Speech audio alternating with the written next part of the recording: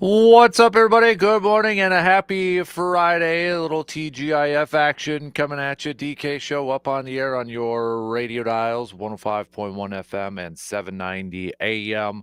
Also available online, sportstalk1051.com. Stream it up over there. You got your smart devices, smart speakers, video streams also up and rolling here this morning. But a happy Friday, everybody. Appreciate you making us a part of your start if you're already up and at it. What do we got on our game plan for us this morning?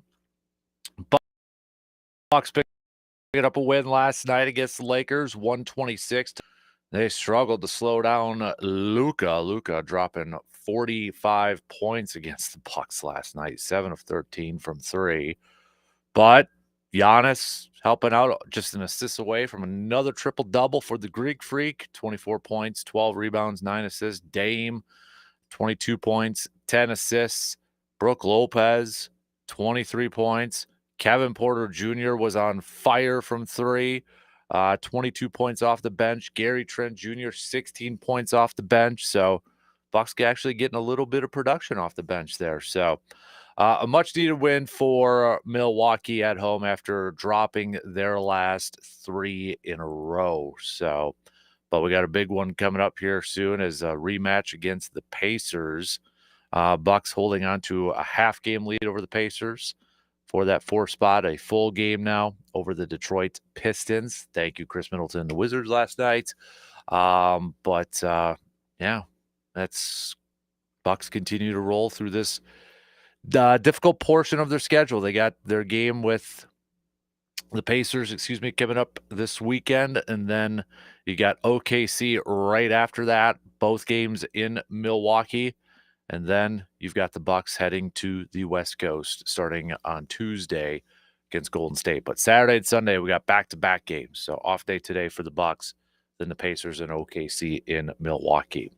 Speaking of hoops, we got the Badgers picking up a 70-63 win over Northwestern yesterday. So the Badgers will be back at it later on today, taking on UCLA in the Big Ten Conference Tournament. That game about 1:30 today. Yeah, it was kind of the Nolan Winter game yesterday for the Badgers. 18 points for the big man. You had John Tanji, 18 points, and those were the only Badgers in double-figure scoring in the game yesterday. But Badgers holding on to that 70-63 W, and will take on UCLA in a 5-4 matchup. Winner moves on to the semis of the Big Ten Conference Tournament. Marquette also squeaking by Xavier with a win, 89-87.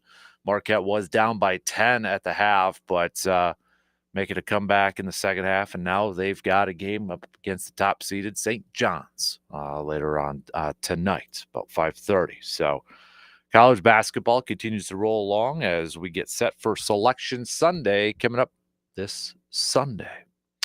So we'll talk some hoops, and we'll talk some local sports roundup with Brandon Berg coming up in the next hour.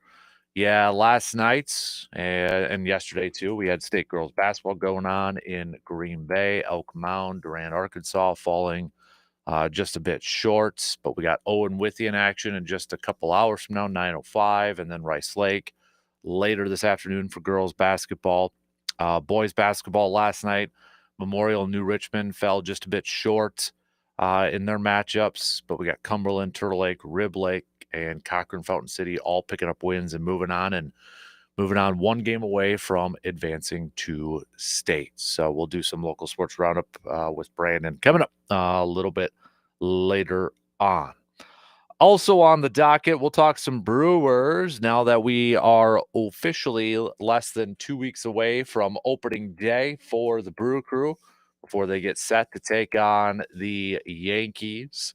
Less than 2 weeks away. So now that we are there, and by the way, you'll be able to catch today's game on the radio dials of 105.1 FM, 790 AM. Coverage will begin at about 3 o'clock. First pitch around 3:10. But now that we are less than 2 weeks away, What do you think the biggest question remains for this Brewers team from everything that we have seen, witnessed, heard, read, listened to, whatever the case may be? What do you think is the biggest question remaining for the Brewers as we are getting set for opening day here? And what do you think is maybe the biggest confidence, or what's the biggest thing that you have the most confidence in when it comes to the Brewers from what we've seen so far in spring training? Think about that for a little bit, and you can hit me up with some texts on that Shoe Doctors bullpen line at 715-830-1912 on the with a quick text, excuse me. So we'll talk some Brewers, especially with again when B's with us. We've got. I want to talk a little green and gold here. It's still fairly quiet. We had Eric Stokes, former Packer, signing with the Raiders. But I'm gonna make the case, or maybe not make the case, but uh, if you're a Packers fan, like us, and we take a step back, I don't think we should get too excited or too hopeful about Green Bay making another free agent signing, like a decent, bigger free agent signing outside of maybe some of their own guys that are due for an extension. I'll explain that coming up a little bit later on. But anybody still maybe hoping for a veteran wide receiver or defensive lineman, edge rusher, or such, maybe not get our hopes up. And there's a big reason why. So we'll hit that up coming up here in just a little bit too. So we got inside the training room with Dr. Crow in under an hour from now, just past 7 o'clock, Chippewa Valley Orthopedics and Sports Medicine. Coming up at 8:05, we'll do a little cream of the crop. You can make your picks with that too, but also our AJM Automotive Pump the Brakes or Full Throttle game that we kicked off last week. So we'll play a little bit of that coming up in the about 8:05, shortly after 8:05 this morning. So we're going to dabble on a little bit of everything. We got Badgers, we've got Marquette, we've got Bucks, we've got Brewers. We'll chat a little green and gold. We got a little local sports roundup, all that good stuff, and whatever else is on your minds. Whatever else you got a question, you got a topic idea that you want to throw out to the rest of our listeners out there. It's a TGIF, so throw them on over. All right. If it's good, if I like it, I'll throw it out to the masses and get some feedback from the listeners out there. So hit me up with a text on that 715-830-1912, or hit us up with the YouTube or Facebook. Okay, we got the video streams rolling along over there. But let's jump into it. Okay.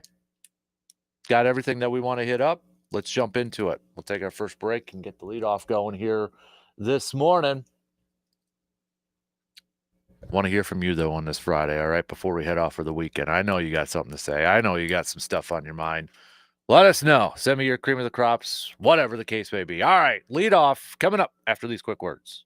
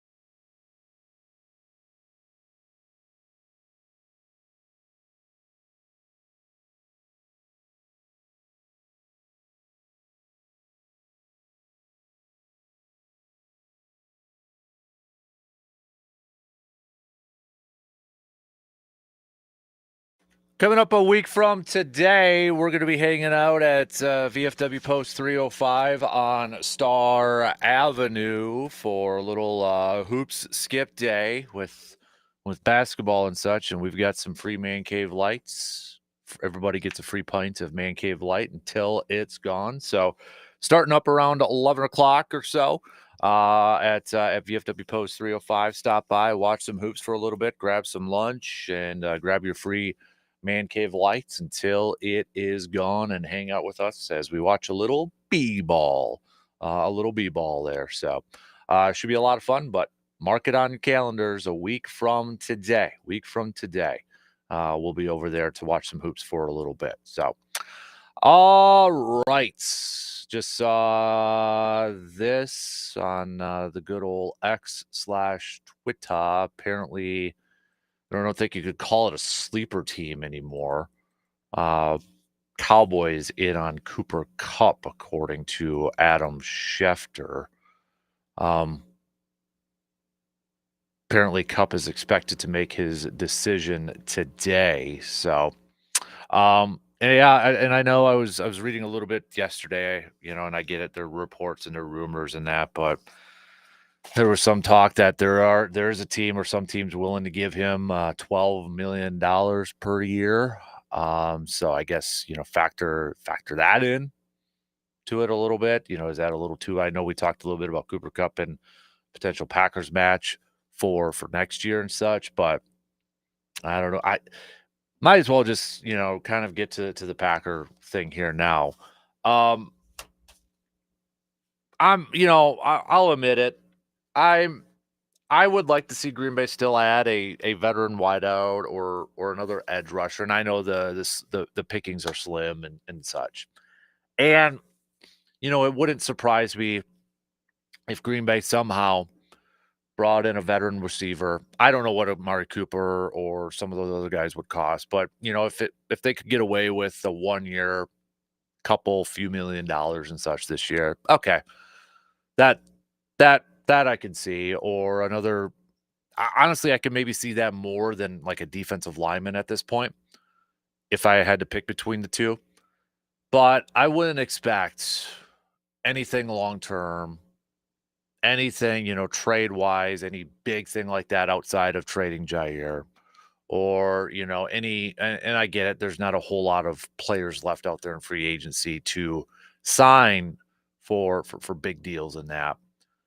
But I mentioned it a little bit the other day, and I think when you take a step back and you kind of look at everything, and it makes sense, as frustrating as it may be for fans who believe that the Packers should have done more in this offseason, it makes sense though that I don't think Green Bay is going to make any more moves, like whatever you want to define as a big move or a solid move in free agency, just because of what their cap situation looks like next year, because it's not good for next year.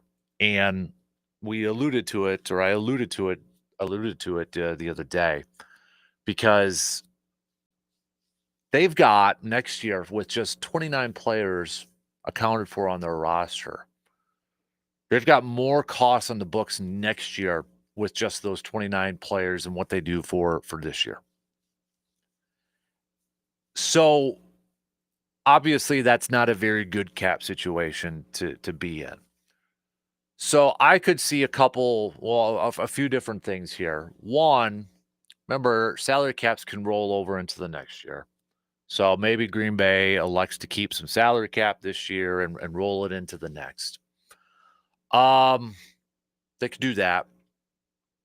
They could sign some of their guys. And that's the thing too, like even next year, they've got guys that are scheduled to be free agents that aren't accounted for this. We're talking the Romeo Dobbses, the Christian Watsons, the Devontae Wyatts, the Quay Walkers, the Zach Toms.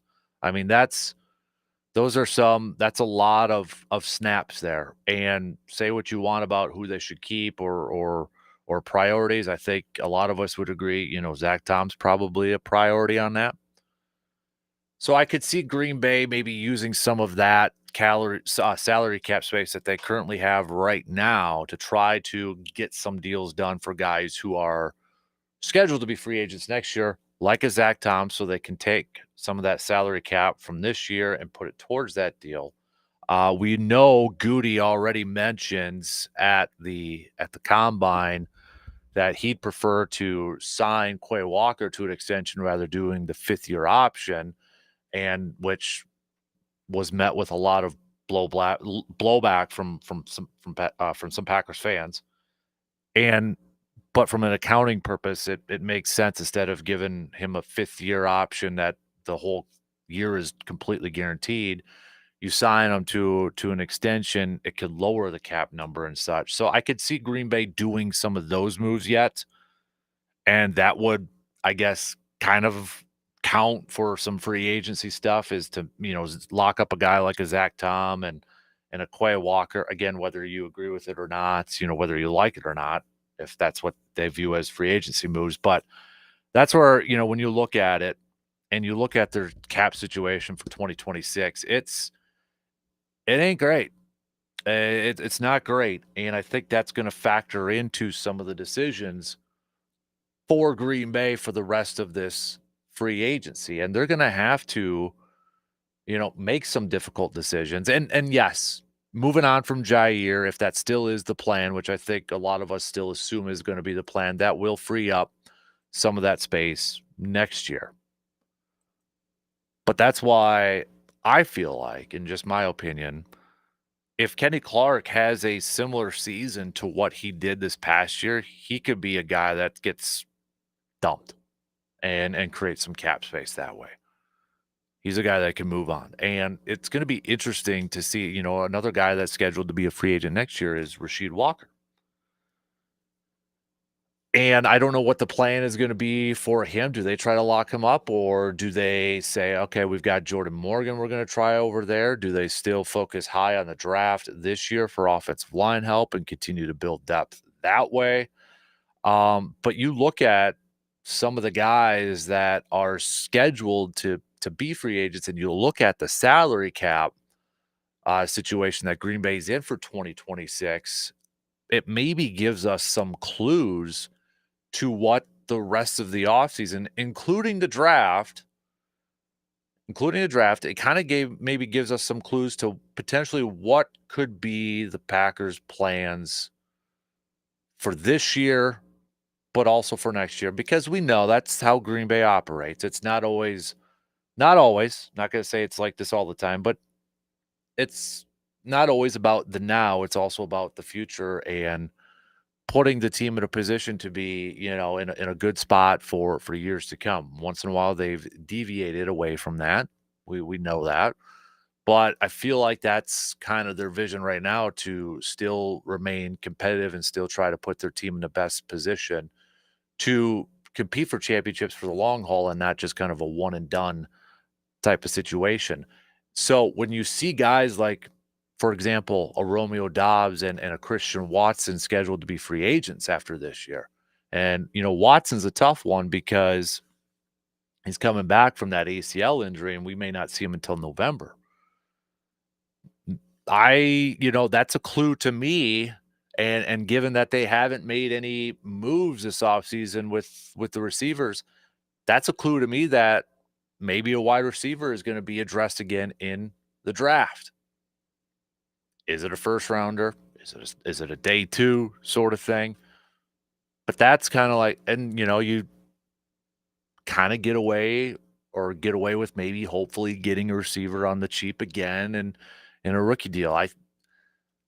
That makes sense to me. Again, I don't know if that's what Green Bay's thinking, and I hope that when it comes to the receivers, I hope that Green Bay gets back to the plan that Ted Thompson always did, or the, I don't know if plan is the right word to say, but they always had the receiver cupboard stocked. It was always full. They were never short on guys until after, Devontae left, and then you had the season where it was Lazard and Cobb and Watson and Dobbs in their rookie years, and it was just like, okay, they didn't have that guy. But, we've talked about it how many times when Ted Thompson was there.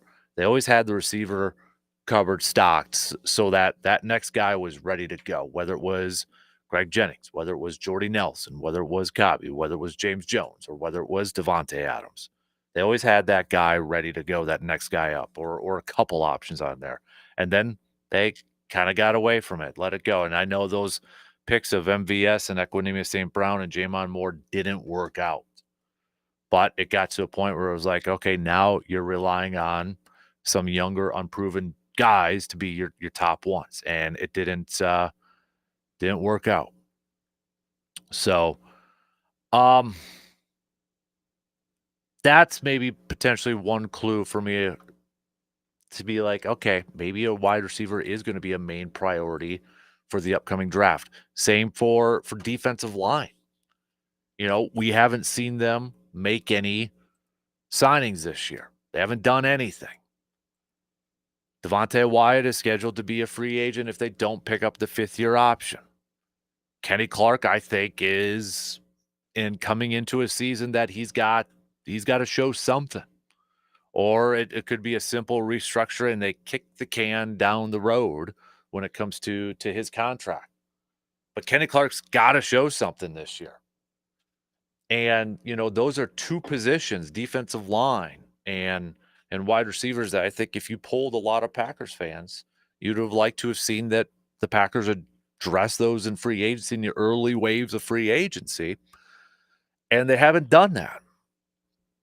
And the fact that they still haven't done that maybe gives us a little bit of an idea, a little bit of a clue that, okay, they obviously view that as maybe a position that they can address coming up in the draft.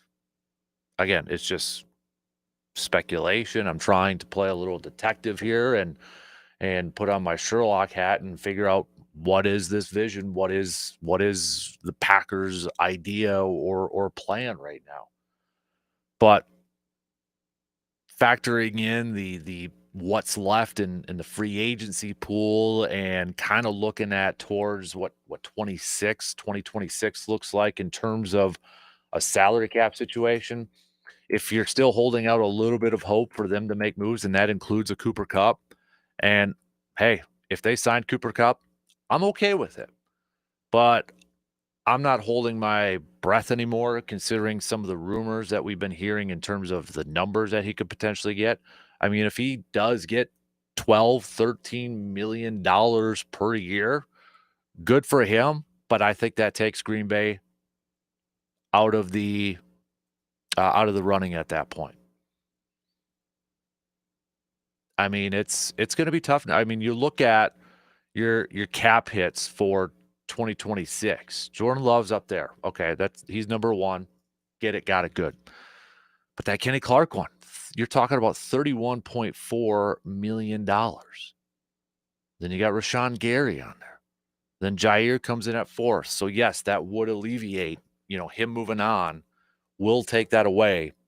But then you got Aaron Banks up there right away. And then Elton Jenkins, Xavier, Josh Jacobs, Nate Hobbs, Keyshawn Nixon, Lucas Van Ness moves up to number 11. But his cap hit's only about $5.5 million at that point. So, I mean, you're talking about 6 guys currently on the roster right now for Green Bay for 2026 that have about at least a $25 million cap hit. Green Bay's 29th out of 32 in available cap space as of right now for 2026. That's not great. It's not great. And not a lot of dead cap space on there either. So that, when you factor that in, I was thinking about this last night and kind of perusing around of who's still available in terms of free agency. Could there be, some guys that they can make? And then the whole Cooper Kupp stuff that was kind of being floated out there, in terms of money. And I'm like, you know what? I don't see it anymore. I don't see them doing anything any more free agent signings, essentially, unless they're like very small 1 year, couple few $1 million deals to bring in some veterans to bolster some depth.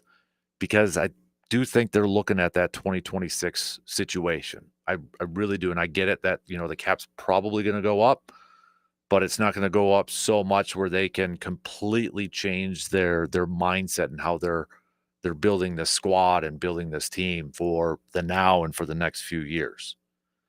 So, I feel like get ready, Packers fans. There's gonna be picks in the draft that, they're gonna be, I think, heavy on edge and defensive line and wide receivers. But it goes back to, I think, a grind my gears that a lot of Packers fans have. If that's the plan, if that's what they're going to go with, and focus on the draft and try to find an edge rusher or a defensive lineman or a wide receiver, get a guy that can contribute right away. Get a guy that could be a part of the rotation right away, not somebody that you're banking on that, all right, you know what? Couple years might be a little bit of raw in the first year or two, but his ceiling's super high if he does hit that ceiling. And that's the key word, if. I think at this point, it's like, if you are going to get that lineman, you are going to get that edge rusher or even a wide receiver, get a dude who can help you out now, who could be a part of that rotation, because it's clearly evident that they want a rotation with their linemen, with their edge rushers. They want those guys. Okay, so put somebody in there, not just to get in there and get some experience and get some snaps and get their feet wet, but get a guy who can affect the game right away and help you win some dang ball games. Get a wide receiver in there who's uber talented and you're comfortable throwing out week one. I don't think we have to worry about the whole quote unquote trust stuff. And with a former quarterback that we had, when it came to younger receivers, always got to earn that trust. I don't think we have to worry about that as much right now. Play within the system and get that receiver, whether it's the kid coming out of Ohio State or somebody else that you feel like, all right, that's dude that could be coming in day one. Justin Jefferson wasn't a top 5 pick, top 10 pick. Dude came in right away and was pretty darn solid. You could find those guys. Okay, there's probably not Jamar Chase was a top 5 pick, but you can get that receiver. Heck, even Randy Moss wasn't even a top 10 pick, and I know that was because there was some concerns about his off the field stuff and that. But you could find guys at that 23rd spot or in the 20s, wherever Green Bay's picking. You could find guys at that position who can come in and be a starter, who could come in and ball out for you right away. For crying out loud, you could find those guys in the second round. Cooper DeJean was a second-round pick. Cooper DeJean was a Super Bowl hero this year as a rookie. You could find those guys. And I just want to see Green Bay maybe change the mindset a little bit when it comes to their first-round picks and find a guy who can help you out now. And maybe bypassing the guys like, those raw intangibles, though, they're super, super good. If we just coach it right, if we harness that thing right, and we mold this guy, he's a little bit more of a ball of clay, but we mold him the right way, that dude could be a stud. Okay, it works once in a while, but right now I think we just want to see a guy that's going to help you out. Because we obviously know it's still a weakness when it comes to the pass rush. It's still a weakness when it comes to the defensive line. If you truly want to back up your words, whether it's from the GM or the coaching staff, if you truly want to back up your words and be like, yeah, we want to get home with 4. Yeah, we got to get better at getting after the quarterback. And you didn't make any moves in free agency when it comes to that because for whatever reasons, because, okay, the money was a lot this year for them, or, okay, the talent out there is just, it's drained out right now, and then you're looking at your 2026 cap, then you better find a guy in the draft that you feel pretty darn good that, okay, we're going to put him out there right away, and he's going to help us out right away. I don't want another project. and you're hoping that it just works out. And I get it, the draft's a crapshoot, and we can't predict it all the time. But I want a guy that, when he's selected, we're talking about that's a guy that can help you day one. Not, well, didn't have a whole lot of experience in college, but the intangibles are there. The raw intangibles are there.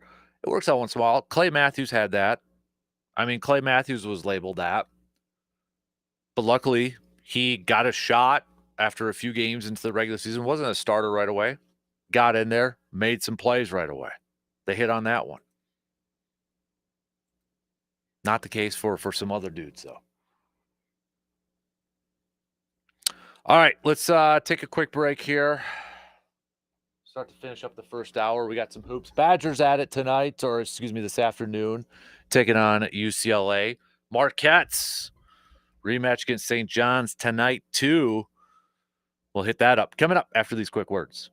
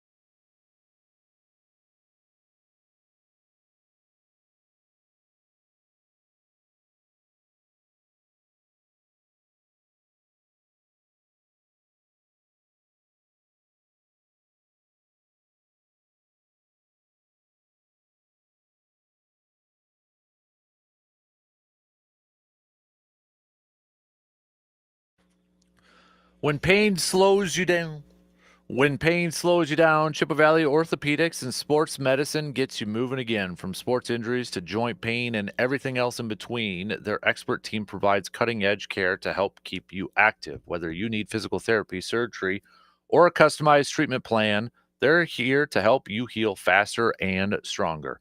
Don't let pain hold you back. Trust the specialists at Chippewa Valley Orthopedics and Sports Medicine to get you back in the game. Badgers tip off against UCLA later this afternoon after the Badgers win yesterday against Northwestern 70-63. Nolan Winter helping out the Badgers with his performance yesterday. 18 points for Nolan Winter, 9 of 10 from the charity stripe, also grabbing 6 boards. John Tanji as well with 18 points.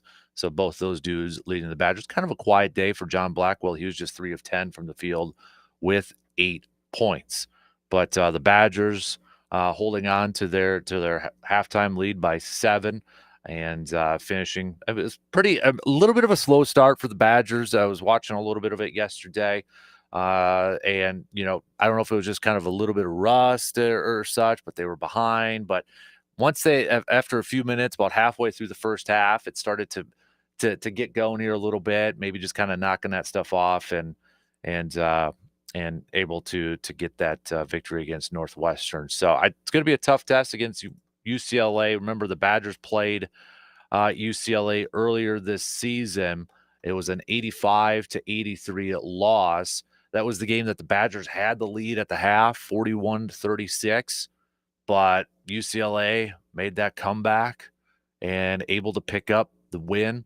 John Tanji in that game, also 24 points in the contest. So I know it was a while ago, but at least a little bit of familiarity between the teams there. But that was back in January 21st. So also in that game, you had John Blackwell with 23 points.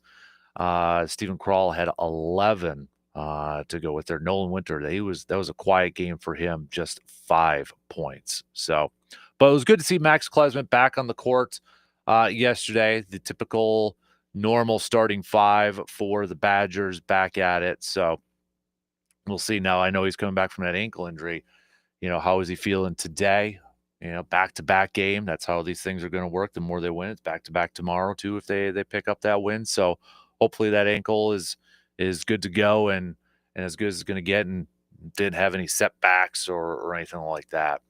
Marquette also picking up a win yesterday against Xavier. Come from behind victory for Marquette. Now they've got a rematch against St. John's. St. John's, the top seed in the Big East tournament. And I think probably a popular pick for a lot of people when we get to the Selection Sunday and making our bracket predictions. I think they're going to be a popular pick for a lot of people to go to the Final Four. So, but St. John's in their game yesterday against, not yesterday, but going up against Butler, taking care of business, 78-57. So, but we'll see if Marquette can get a little revenge from a couple weeks ago when St. John's just squeaked out that victory against them. But we'll see how it all plays out. Got some good games coming up here, and obviously them. When you factor in getting deeper into these conference tournaments and such, you're setting up for some good matchups. I think the Oregon and Michigan State game, with Oregon picking up that win against Indiana, I think that could be a sneaky good game. I really do. I think Oregon's going to give Michigan State a nice test. And then obviously with Wisconsin, UCLA, we've got Illinois versus Maryland that I think is going to be a really good game too. And then you look at Purdue versus Michigan. So, all these quarterfinal games in the Big Ten Conference, I think are really good matchups. And honestly, you can make the case, I think, for every team that's left in this Big Ten Conference tournament to potentially win the tournament, the Big Ten tournament. You can make the case maybe for Michigan. You can make the case for Purdue, I think. You can do it for Maryland. You can do it for Illinois, Wisconsin, Michigan State, Oregon. I wouldn't – if one of those teams made a run, I don't care about the seeds. I don't care that Oregon's an 8 seed or Illinois is a 7 seed. If they make that final, I wouldn't be surprised by it. I think it's – again, we talked about it, half a dozen teams or so that could potentially make that run in this Big Ten Conference tournament. And here we are. It's playing out just exactly like how we talked about. So, staying with hoops, we got the Bucks picking up a victory last night, ending their 3-game losing streak. No LeBron for the Lakers last night, but Luka was doing his best to fill in for that void, and they couldn't slow him down for the longest time. I mean, the dude was just, especially in the first half, whatever he was chucking up, he was making. I mean, the dude was on fire, dropping 45 points against the Bucks last night, trying to fill in and make up for the loss of LeBron. Had a double-double with his 11 rebounds, but Austin Reeves, 28 points, and that was pretty much it for the Lakers. After that, Bucks got more consistent production outside of their big two of Giannis and Dame. Brook Lopez, 23 points. Dude was 8 of 9 from the field overall. His only miss was from a 3.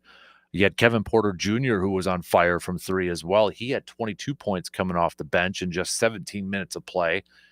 Gary Trent Jr., 16 points, 4 of 9 from 3. The Bucks shot 42.5% from 3 last night. So, nice bounce back win. But now they got another tough one coming up here against the Pacers. But it's at home. Got to take advantage of this. Got to get this win. Try to create a little bit more separation between you and the Pacers in the Eastern Conference standings. Dropped that game the other night on the road thanks to Halliburton with that 3 and making the free throw on the foul. Enact a little revenge and pick up this win at home. Because right after that, too, you got OKC coming. And OKC is going to be a tough out. And then you got to go to the West Coast for a while. So take advantage of what's in front of you. They got to take it by a game-by-game approach. They can't afford to be looking ahead, and they shouldn't even be looking ahead to any other game on the schedule instead of the next one. That 1-0 type of approach. But good to see, Brook Lopez and the Bucks last night had a big time size advantage. But I'm just glad to see that the Bucks actually took advantage of that they took advantage of their size and utilized that. And I think that's why you saw Brook Lopez having a good night. Giannis bouncing back. I mean, you look at the lineup that the Lakers had out there. Luka, Austin Reeves, Gabe Vincent was in the starting lineup as your point. Finney Smith was your power forward. He's only 6'7". You had Alex Lennon there as a 7-footer, but he doesn't provide a whole lot, at least from the offensive standpoint. So Milwaukee really utilized their size and their strength in that game, and it worked out. I'm glad that they actually went with that game plan because it worked out for them. So, all right, coming up just past 7 o'clock, we'll catch up with Dr. Crow for a little inside the training room, Chippewa Valley Orthopedics and Sports Medicine. We'll talk a little Tiger Woods with him, talk a little Cooper Flagg too. That ankle injury he suffered yesterday for Duke, and it looked pretty bad. What kind of a grade sprain over there, and how big could it affect the tournament, and maybe your bracket picks coming up after Selection Sunday. So we'll talk about that. We'll throw a little Garrett Cole talk in there too after Garrett Cole just underwent Tommy John procedure. So we'll talk to Dr. Crow here in just a few minutes. After that, we got Brandon joining us. We'll do a little local sports roundup with him. Girls state basketball going on continues today. Yesterday we saw Elk Mound and Durand, Arkansas falling a bit short. We've got Owen Withey in action in just a couple hours. Rice Lake's in action this afternoon. Boys basketball, we'll find out who's going to states after games this weekend. Can Elk Mountain boys be joining the girls at states? We got like Rib Blake also in there, so we'll do some local sports roundup with him. Blue Golds, we've got national championships for wrestling and indoor track and field. Blue Golds and Stouts. We've got Blue Gold men's hockey kicking off their national tournament tomorrow. So we'll do some D3 looks over there too. Cream of the crops. Send in your cream of the crops. Hit us up with the text on that Shoe Doctors bullpen line, 715-830-1912. Who's your cream of the crop from the past week or so? Plus, right after that, we'll do our Pump the Brakes or Full Throttle game brought to you by AJM Automotive. And you guys can play along too. So we got a couple topics. If you're not familiar with it, we just kicked it off last week. We'll give you a couple of topics or kind of, one of the narratives or a couple narratives that are out there in the sports world. And we'll ask, are you pumping the brakes on that? Or are you full throttle, full gas on that idea? So that'll be coming up in a little past 8:05. Brewers chat also coming up with less than 2 weeks away from opening day now. Brewers fans, what do you think is still the biggest question that remains with this ball club as we are less than 2 weeks away from opening day? And what do you think what's the biggest thing that you have the most confidence in, or you think the biggest strength is of this team from what we have seen or heard about so far in spring training? Okay, think about that and hit me up with either a text or comment on the video streams or hit us up on the socials. So we'll talk some Brewers as we inch a little bit closer and closer to opening day, which, again, reminder, is March 27th, Thursday, as they visit the New York Yankees. And the home opener will be on the 31st, and we're going to be hanging out over at Hy-Vee for that day and watching a little baseball too. So, all right, speaking of the home opener, Morgs is going to the home opener for the Brewers, right? I am, yeah. I'm a little nervous. I'm not going to lie. I'm going to take my old man because he loves the Brewers, and I haven't been to a game in probably 15 years. Have you been to AmFam? No. Oh, you haven't? No. Okay. So tell me what to expect. Because you got your Brewers hat on today. I do. So take me in there. What should I expect? I haven't been there since it was Miller Park. Oh, okay. So you've been to the stadium itself, though. A long time ago. Yeah. So you'll be good. It's easy. No, I like my Lambeau games. What do you think the biggest difference is between going to Lambeau and going to AmFam? Smaller space. Yeah. It's easier to get to. It's closer to get to your seats at AmFam. Okay. Whereas, Lambeau, depending on what door you walk in, you might be walking around the whole entire. Not that that's bad. I mean, you're at Lambeau, so you can enjoy the view. But okay, exactly. And not that far to get a beverage. Oh, okay. I like that. I like the language. Yep. Now the deal is, I'm kind of curious what the weather's going to do because opener's always a crapshoot. So we'll see. But I figure they haven't tanked it yet. And wouldn't you expect, or maybe you're the sports guy, they have to have at least something for Euchre planned, like some kind of a tribute that I expect would be pretty cool to see. So yeah, I thought. Do you know what might be happening there? Something here. Let me see if I can find it. Yeah, I was just curious. Well, will you look for that? We have to finish our dress-up week because we were talking about Team Spirit earlier in the week and these dress-up days that kids do. And so they had Celebrity Day. They had Frat or Formal Day where you could dress like a frat guy, like, backwards hat and stuff, or go formal with dresses. But yesterday was Group Day. And I'll tell you this. So if you were putting together a group like of your friends, think middle school era, what would you guys go as? Like there were a group of minions in Siggy's grade.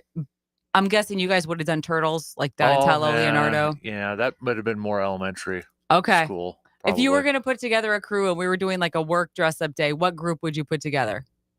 But it'd have to be middle school? No, it would have to be whatever we were doing now. We're playing like everybody. Now? Everybody participates in dress-up day. It's Group Day. What are we going to dress as? Yellowstone Cowboys. Okay. Do you know what Siggy and her friends did? What? The Sandlot.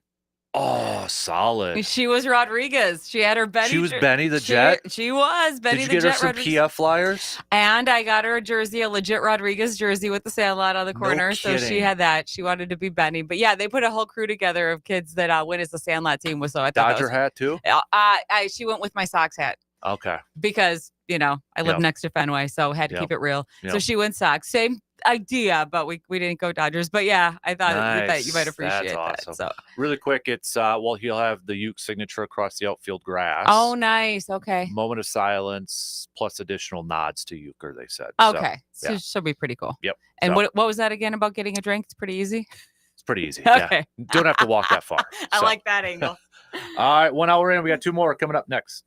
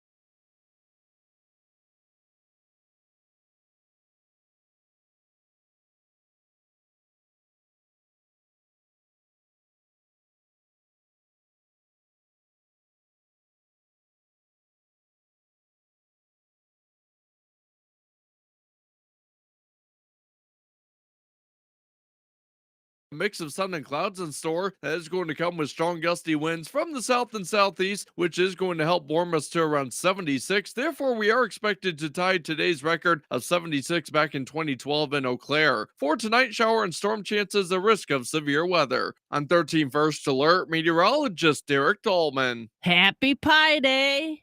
But it is time for some ag news here on Sports Talk 105.1. Agricultural exports are important to Wisconsin's economy.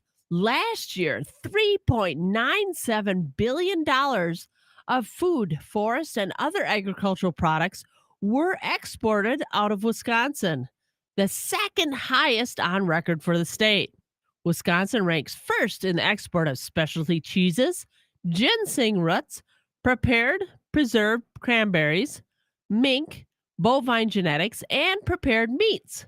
State funding to help promote food and agricultural exports was first proposed by Governor Evers in his 2021-23 budget, with funds continuing to be invested in this valuable program. The Wisconsin Department of Agriculture, Trade, and Consumer Protection supported dozens of trade missions and inbound buyer missions with Wisconsin agribusinesses this last year. And House Agriculture Committee Chair Glenn Thompson from Pennsylvania, along with many national farmer organizations, are pleased with EPA Administrator Lee Zeldin's announcement on the Trump administration's plan to review and revise the definitions of the waters of the United States. After years of conflicting definitions of the WOTUS rules, farmers, ranchers, and rural communities are looking forward to a decision that will provide a clear understanding of the rules, cutting the red tape, and giving the power to manage water resources to local and state governments. And the March World Agricultural Supply and Demand Estimates report that was released earlier this week included a livestock section with mixed news for the cattle and beef markets for the year. Beef production for the year was increased by 120 million pounds to 26.7 billion pounds. Beef exports were increased by 25 million pounds, but imports also increased by 105 million pounds.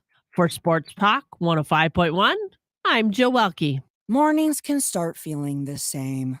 Wake up, brush teeth, go to work.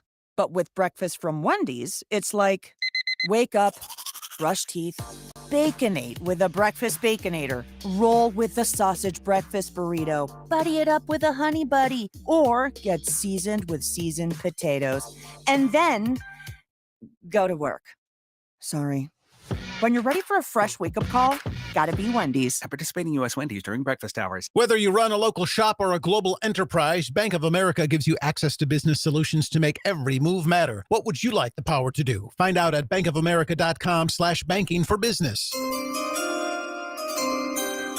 Ladies and gentlemen, sports aficionados and armchair quarterbacks, welcome to the Dan Kasper Show, where sports passion meets expert analysis. Dan's encyclopedic knowledge and infectious passion for all things sports is both impressive and sad. I have many leather-bound books. So get ready to laugh, cheer, and maybe even facepalm a few times. At no point in your rambling, incoherent response were you even close to anything that could be considered a rational thought. It's the Dan Kasper Show.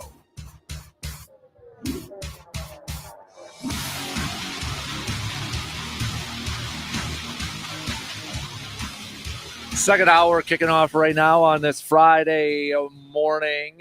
Big thanks for tuning in however you are tuning in. Maybe you're devouring some pie on Pie Day. We got pie out front from Main Street Cafe. So it's a good excuse to have some pie today for maybe breakfast, lunch, or dinner, or snacks, or whatever the case may be. We're going to do some local sports roundup coming up here a little bit with Brandon. We got state basketball for girls going on. Boys, will find out after this weekend who's going to be punching their ticket to Madison. So we'll hit that up. But we begin with a little inside the training room.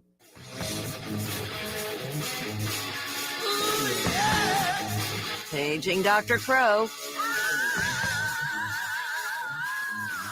Breaking down the latest in sports injuries. It's time for Inside the Training Room with Dr. Crow. On the Dan Kasper Show. He is our doctor, Dr. Austin Crow, Chippewa Valley Orthopedics and Sports Medicine. Happy Pie Day, Austin. Happy Pie Day. Oh, do we lose him? I think we lost Dr. Crow. Oh, no. We'll have to. Man, I had the perfect intro and set up for Pie Day, so I'll tell Austin to give me a call back. We must have dropped him. While we wait, hi, Brandon. Say hi. Fill in the time here. Hi, Dan. How are you? I'm good, man. I'm good. Are you going to devour some pie out there? I don't know. The way Murph was talking about it, I would honestly feel like I'd be disappointing him if I didn't. So if I have to, have a piece of pie for the team, I'll do it. I didn't get a chance to see what flavors were out there yet. So good ones. Good ones. From what I saw. All right. Thanks for the analysis. You're the best color man. So this is what you get when you put me on the spot here. Well, you gotta help until we get Austin to give us a call back here. So can't wait till we get that new when we get that new studio and we get, maybe updated equipment. We got Dr. Crow on now. How you doing this morning? I'm back. There you Happy Pie Day, sir. So Yeah, I was gonna say the Crow House is special because it's my son's birthday, so big 15-year-old at the house. Uh-oh. So we get extra special pie day. Nice. Well, tell him happy birthday from us, please. So Will do. awesome. Hey, I want to start off with a guy that we've talked quite a bit about with some of our injuries, Tiger Woods. I mean, this is a guy that's gone through the gauntlet of a bunch of different injuries, and and he's kind of surprised us a lot and coming back from these. But just a few days ago, he announced that he tore his Achilles, ramping up for the golf season, which means we're not going to see him for the Masters and such. But you look at the age and you look at these injuries now, and now you got a lot of people saying, okay, this has got to be it for Tiger. But do we necessarily want to count him out at this point? But I didn't know he had torn it earlier, like in 2008 either. I don't know if it was the same Achilles or not, but factoring in everything and such, what are the odds for him to, come back at a high level at his age and his history with this? But also, does that type of injury come from because he has such a powerful swing and he puts so much pressure on his lower body, Austin? I think certainly. I mean, you look at the constellation of injuries he had. Well, there was the car accident one that's not golf related, but I mean, his back issues, his leg that he injured, in one of the majors. I think it might have been the U.S. Open, whatever. Yeah, and I mean, all of those things. I mean, anyone who watches him swing the club is in awe, right? Just the sheer power and what he's able to do with that. So I think there's no question that's part of it. I have to say, I mean, I've taken care of a lot of Achilles ruptures in my career, and I've never seen one golfing. So it has to have some element of a pre-existing injury that was exacerbated because he did it while he was training, and so he said it was when he was kind of ramping things up. Is kind of a nebulous statement that came out, but it's a weird mechanism to tear your Achilles. But first and foremost, I mean, several times in this show I've said I don't think Tiger's coming back from this on different injuries. So I'm going to just go ahead and learn from history and say never count him out. I mean, he is a man that has just been able to push his body to the limit. But if you look at this injury in particular, I don't think it's one that's necessarily going to shut it down forever. But you also just have to start asking yourself, like, is he want to go and get back at that level again? I mean, how many times he had to rehabilitate from scratch and build himself back up? I mean, this is probably his fourth or fifth injury that has really just been not small ones. We're talking major, potentially career-ending injury. So at some point you have to imagine he's going to say, you know what, I think I've just had enough golf. So I think if anything, it'll be a mental checkout. Physically, I think he can come back. I mean, Achilles, if he was a basketball player, an explosive sport, I could see it being a bigger issue, but I would expect him to be able to get back physically. But again, it won't be an easy climb necessarily. But again, the question is he going to want to do this again mentally? And clearly he's a driven guy, so maybe he will. I guess that'll be something we'll have to see. So maybe I'm trying to connect some dots here, and I don't know if this would be a factor. His gruesome leg injury was his right leg, I believe. Now, the Achilles that he just tore was his left. Could that factor in where he was putting a little too much pressure on that left? Oh, absolutely. He's going to compensate for sure. I mean, everything he's been through, especially with the fusion on the other side. I mean, all the stuff that he's been through, absolutely his other leg sees more stress. There's no question about it. We see that time and time again in the orthopedics world. So that could play a role. Again, still an atypical mechanism to injure an Achilles like that, but clearly it went and he got it fixed, and hopefully he can bounce back. But yeah, it definitely raises questions, because then that also opens the bigger questions like, okay, so this is maybe domino number one. If he continues to compensate, what's the next thing that goes? Is he going to, rupture patellar tendon? Is he going to tear his ACL? Or, what other stress is he putting on his body?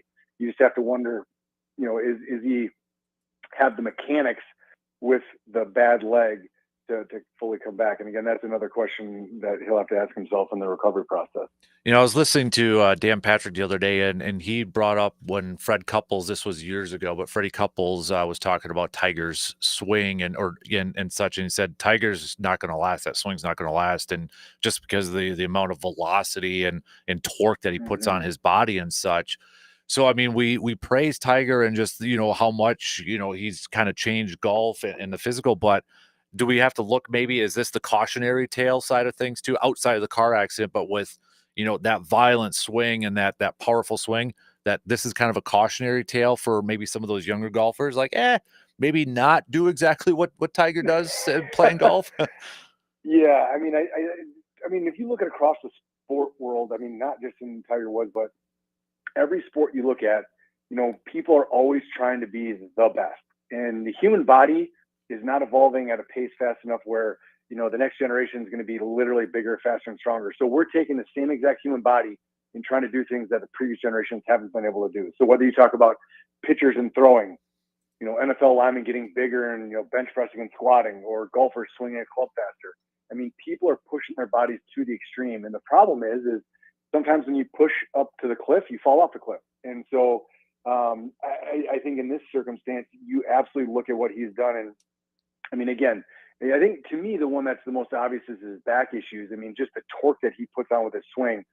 I think back to, I think it was at a majors where he did that little kind of like hook shot around a tree. Yeah. And it's like he almost spun out of his shoes. It's like just the sheer power he hit that ball with.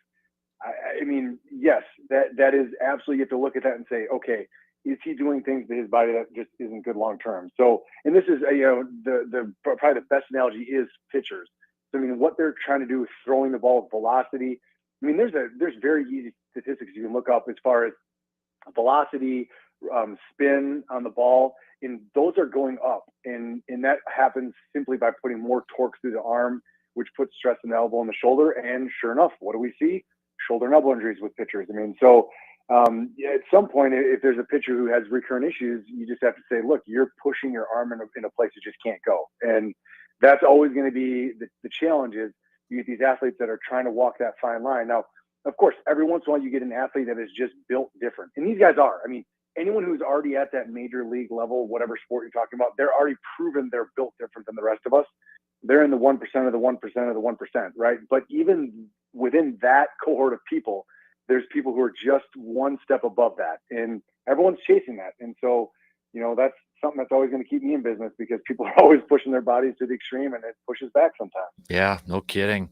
Moving to basketball, and maybe an injury that happened yesterday that will affect people's bracket picks when we get to March Madness next week. Cooper Flagg from Duke left the game with an ankle injury. Actually had to be put in a wheelchair and such. And yeah, probably not playing today. I would expect at this point. John Shire already kind of downplayed that. But I mean, now you're looking at tournament starts next week, and Duke potentially with a 1 seed. This could be the player of the year here. If it is, we talk about ankle sprains and different grades and such. If this is a very severe grade 3, I mean, is it potential he could perhaps miss the whole tournament or a huge chunk of this tournament? Absolutely. Yeah. I mean, there's ankle sprains, like all injuries have a large spectrum, right? So low grade ankle sprain, shoot, he could be back for the ACC tournament. Right at the end of it, at least, on the flip side, are they out of it? I can't. They play today. Yep. Game, wasn't it? Yep. They'll play. Well, either way, so he could catch a little bit of it. Conversely, high grade sprain, especially if there's a concomitant injury, so like let's say a cartilage injury of the talus or a peroneal tendon injury, it could absolutely be season ending. So, I mean, you can see ankle injuries that finish the season. So, obviously seeing him go off and they put him in the wheelchair, and I think they might put him in an air cast. I mean, that certainly tells you it was not a mild sprain, probably. Of course, they're going to be very, conservative with that. So my guess is he has an MRI scheduled for this morning, if not had one last night. So they'll have a better understanding of those things. It's going to really depend on how the next week or two goes. And so if you see him up walking around and even doing some light drills within the next week or two, he'll probably be good to go. Conversely, if he's not putting any weight on it and you see him on crutches for an extended period of time, that really suggests it was a high-grade injury. And at the end of the day, I mean, I am sure this is super important, but he's got a career ahead of him, and he is a generational talent, right? So I don't think he's going to want to try rush back and risk his career for a tournament run. I mean, I know that's the old school approach of like sell out for the team, but I just don't think athletes are doing that anymore. So they're going to have to look at the big picture as well. So my guess is they'll have an MRI today. Now, at the college level, they generally don't disclose what the MRI shows, so we probably won't know that.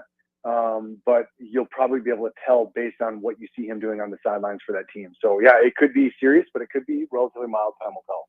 Could there, if it is serious, could there be that, and I'm blanking on the name of it, but it's that injury that surgery you've talked about a lot too, that is it tightrope surgery? Oh, yeah. So he could have a high ankle component. It didn't, looking at the video, it looked like more of a classic inversion injury. generally the syndesmotic injuries, which is what they do a tightrope procedure for, that's usually where the foot's going to be kind of forcefully externally rotated. His sprain didn't look like that. But that would be, again, you'd see that in the MRI. And that, I mean, there's plenty of players that have had that procedure simply to get back in a more accelerated timeline.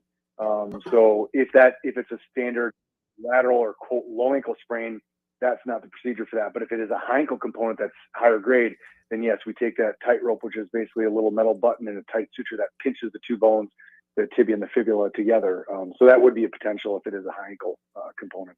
Before I let you go, I got to ask Garrett Cole, the Yankees pitcher, and baseball seasons here, and we talk a lot about this injury, but he did have surgery, Tommy John surgery, and I was reading that he had a full UCL reconstruction surgery in addition to an internal brace, a Yankee spokesman says. Now, is that common to also have those two together? We're seeing more of it. Yeah, I mean, so there's a bunch of debate in the literature right now as to what route to go. And so when you look at these throwers, if there's still some intact ligament, I think people are leaning towards doing the repair, so it's the internal brace. And then if it's fully blown, then they're looking at doing the reconstruction.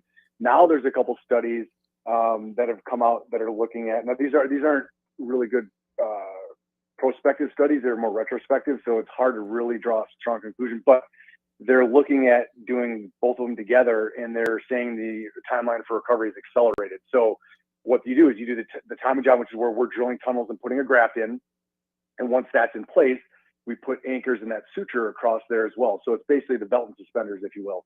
And so the thought is that that's kind of, you're double doing it, right? It's you're giving it the extra icing on the cake. So it is a little bit more invasive surgery-wise because you're doing tunnels and anchors. But I think you may see a trend.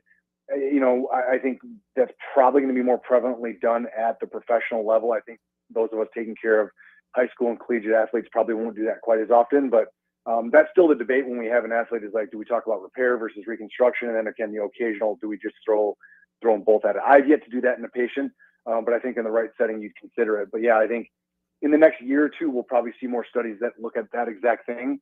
And at the end of the day, I mean, these guys are pitching for a job, right? And so for them, if they can get back 3 months faster and have a 5% lower retear rate, that's worth probably doing both of them. Yeah. I mean, is it at the point? No, I think somebody said this. I can't remember who said the quote like this, but I mean, if you're a pitcher at some point, it almost feels like if you haven't had Tommy John surgery or, you're bound to have it or something.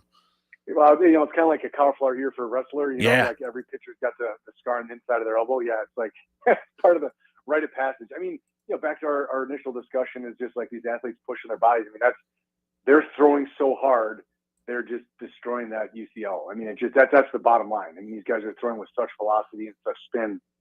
So, unfortunately, they do often push that to the extreme. And like we said, sometimes the body can't handle it. This might be a really quick, stupid question, but like with that UCL, is it based off the velocity of the throw, the curveball, the grip, the torque on there? Is it all the above, or does one kind of lead towards more of somebody? I think it's more velocity, velocity for sure. I think the spin to a lesser extent, but although that has been shown as well, but I think it's just the sheer velocity. I mean, these guys the number of guys that are throwing high 90s, low hundreds. I mean, it's just when we were kids, that was like, like unheard of, right? I mean, or almost unheard of. And now it's like, dude's throwing 101. Yeah, he's coming in. It's like you don't even bat an eye. I mean, it's just and the difference between throwing 80, 90, and 100 is like exponential, right? It's not like it's just a little different. I mean, the amount of force it takes to throw a baseball 100 miles an hour is tremendous. Yeah, what they say, like changeups like 85 miles an hour. If they throw a fastball, it's like 92, and that's a big difference. So, yeah, I mean, man, it's unreal. Yeah, I wish I could just even get up to 50 now. So, Oh, yeah, that's why I don't want to do those fair, baseball throwing things where you had to like guess on the third pitch and how fast you throw because it's embarrassing now. Yeah, no, it would be.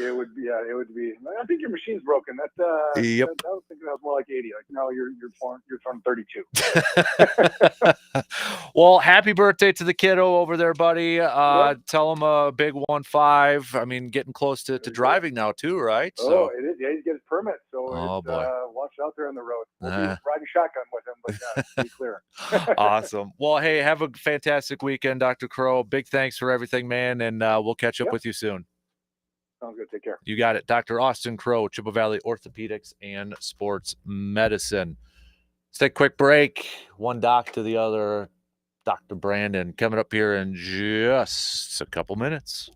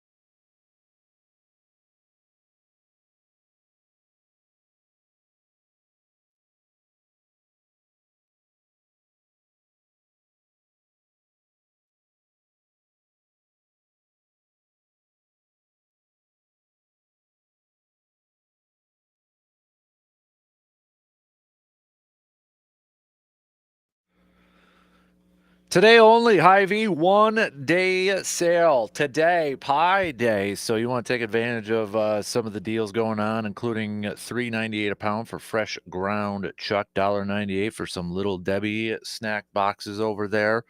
Got $3.99 Halos, DiGiorno pizza, $3.99, and I just saw on the socials too, since it is Pie Day today. 314 in case nobody gets it why it's Pie Day. You can Happy Pie Day, 5 cents off per gallon with the purchase of any bakery fresh pie. So plus I know they got their tasting events going on with pies and whiskey with St. Patrick's Day. So that starts at 5:00 tonight at Hy-Vee in Eau Claire. It was a good one. The Bubblers, $4.99 with a purchase of 2 6-packs. That's a heck of a deal too. So well, speaking of bubbly personalities, Brandon Berg, good morning, sir. Again, for a hot minute that you chimed in here a little bit ago. How goes it? Good. How are you? I'm good. I'm good. Let's do some local sports roundup brought to you by our good friends from Carpet City Flooring Center this morning. We got girls state basketball that is underway in yesterday. We had a couple teams that fell just a bit short. Elk Mound falling and Durand, Arkansas falling in their games. Today, though, we've got Owen Withy that tips off in less than 2 hours, 9:05 tip off. And then Rice Lake's in action this afternoon, 1:30, 1:35. So still a couple teams in our immediate vicinity here, Brandon, that could still compete for a gold ball. For sure. And yeah, going back to yesterday, starting with that Division III matchup with Elk Mound and Appleton Xavier. I mean, for Elk Mound, it was just kind of a tale of two halves. Came out really strong, had an 8-point lead, I believe it was, going into the second half, and then just kind of went cold from the field, and Xavier really picked it up. Elk Mound, the first half, did an excellent job of playing defense and just kind of keeping the Hawks out of the paint. But as the game went on, Xavier hit some shots, and that kind of opened some other things up. But yeah, a great season for Elk Mound. I mean, repeating as Dunn St. Croix Conference champions, getting to state for the first time since 1988. A lot for Coach Kongshog and that group to be proud of. And, they're going to have some of those kids back next year when they make the jump into the Western Clover Belt, which should make a really good conference even better. Yeah, no kidding. So Owen Withy is the 4 seed? They're the 4 seed, okay. Yep. And then Rice Lake is the 4 seed. They got, and Rice Lake plays the first game this afternoon. They'll be taking on Mass and Edgewood. So, yeah. That's right. That's going to be a tough one. It is. Edgewood's very good. They're bumping up from D3, but they're a really good team. But, Rice Lake has got talent. We talk about it all the time. They play larger schools, and, they've got length. And I think that's going to be that's not going to be your typical 1-4 matchup there. I think, that's one that Rice Lake is going to be able to definitely kind of, show what it's got in a matchup right there on the big stage. And then for boys, we know some of the, results last night, but then Elk Mound boys played a couple nights ago. They did because, they played Wednesday night because obviously you want to make sure there wasn't a conflict of interest with the girls playing yesterday. So, yep. But they won on Wednesday, right? Elk Mound boys did. So, and then last night they finished it up. Memorial falling a bit short in their rematch against Marshfield. New Richmond falling 1 point short against Wausau East last night. But Cumberland, Turtle Lake, Rib Lake, Cochrane, Fountain City, and then Elk Mound earlier all picked up wins. Right. So, yeah, those games will be tomorrow. Kind of sprinkled throughout the day. Some are in the afternoon, some are in the evening. But, a bunch of those teams you mentioned. One game from state. Elk Mound is, they'll be taking on Amory. That game will be in Somerset. So, otherwise, here in Eau Claire, we're going to have at Eau Claire North, you're going to have Cumberland taking on Aquinas. Cumberland, you mentioned the big win over Ladysmith. Game that they were up, Ladysmith made a rally, but then they closed it out. So, I mean, there's, we're hitting that final week and a half of the winter season here. Yeah, and I think the Rib Lake game's in Altoona. It is. So it is. If you got Rib Lake, Turtle Lake. What is the superior lake? A rib or a turtle? Oh, that's a good one. Boy, any Taylor County peeps, if you want to see Rib Lake in action, there you go. In our neck of the woods here. So, and that is, for boys next week, that kind of wraps up the winter sports season. Yep. The winter. So. I mean, the spring, you've got track practice already underway this week. A couple other sports get going next week, but weather's been kind of decent for track practice. It has. I have a feeling. A lot of these teams have been able to get out and run around outside, which is always better than trying to figure out how you're going to do it inside. Well, once we get other stuff going next week, we'll see how that's able to work. But yeah, we kind of roll from one right into another. So I know it's they're still going on, but they're kind of getting close to wrapping up their season 2. Chippewa Steel, right? So I know you just had a piece that popped up on the Chippewa Herald yesterday, I believe. So was it just 12 games left? Yes. A dozen games left of the regular season? A fifth of the season left to go. This week they're down in Janesville for a couple games. In-state rival. An in-state rival, but they're right now they're in the final playoff spot out of the Midwest Division, but they got some teams hot on their heels, and so just kind of touch base and a couple different things to watch with the team as they kind of hit the last fifth of the year, and as they go for their second playoff berth. They made it a couple years ago and looking to get back for, I believe it would be the second time in 3 years. Nice. So once we get into spring sports, we'll have a little bit more to kind of preview and such when everything gets going here. So, but for, college wise D3, it's still pretty darn busy because We've got the NCAA championships for wrestling going on this morning. We got indoor track and field NCAA championships also going on. The Blue Gold men's hockey team begin their national championship run tomorrow against Aurora in Illinois. And then we've got baseball going on. Blue Gold baseball is taking on St. Mary's. Softball. I mean, spring sports is starting to. Well, it has started, but it's getting into full gear here too for Division III for Stouts and for the Blue Golds too. So, but just checking. Yeah, the Blue Golds team actually next week is going to be their spring break trip down to Florida, and we talked to assistant coach Abby on the latest episode of the Rollin' with the Golds podcast a little bit about that. You can check it out wherever you listen to your podcasts or at sportstalk1051.com. That's your local sports roundup. A little bit of a quicker one. Brought to you by Carpet City Flooring Center, just because we're in a transition from winter to spring sports. Let's talk some Brewers baseball, though, Brandon. We are less than 2 weeks away from opening day. I want to ask you two questions. One, what is still the biggest unknown or the biggest question mark from this team that we have yet to figure out from everything in spring training? Is it still the shortstop and trickle-down effect from that? And then, from what we've seen or heard about, what do you think is the biggest strength, or maybe the biggest or the thing you have the most confidence in as we get set for this season? Start with the first one. Don't look at me like that ever again. So I gotta turn your camera on so people know what I'm talking about. No, that's not necessary. No, I mean, yeah, you mentioned. I think the biggest question mark is still just kind of how that infield. You're choking up a little morning, bit. dude. I'm just that emotional when I'm talking about who that fourth infielder or is. you're getting that old already. Well, that too. But yeah, just who that fourth infielder is going to be, I think, is still the big issue. And we're still in that phase where we're seeing a couple different alignments, so it's not like we've got a definitive answer there, but we will. Mm-hmm. And as far as I think the thing I'm most confident in, I just feel like at this point, like whoever makes it out of the bullpen. Like, I just feel like the Brewers, more than anything, have just kind of earned the benefit of the doubt when it comes to, oh, well, this guy made it over this guy. Well, then there's probably a reason for it, kind of a thing. Mm-hmm.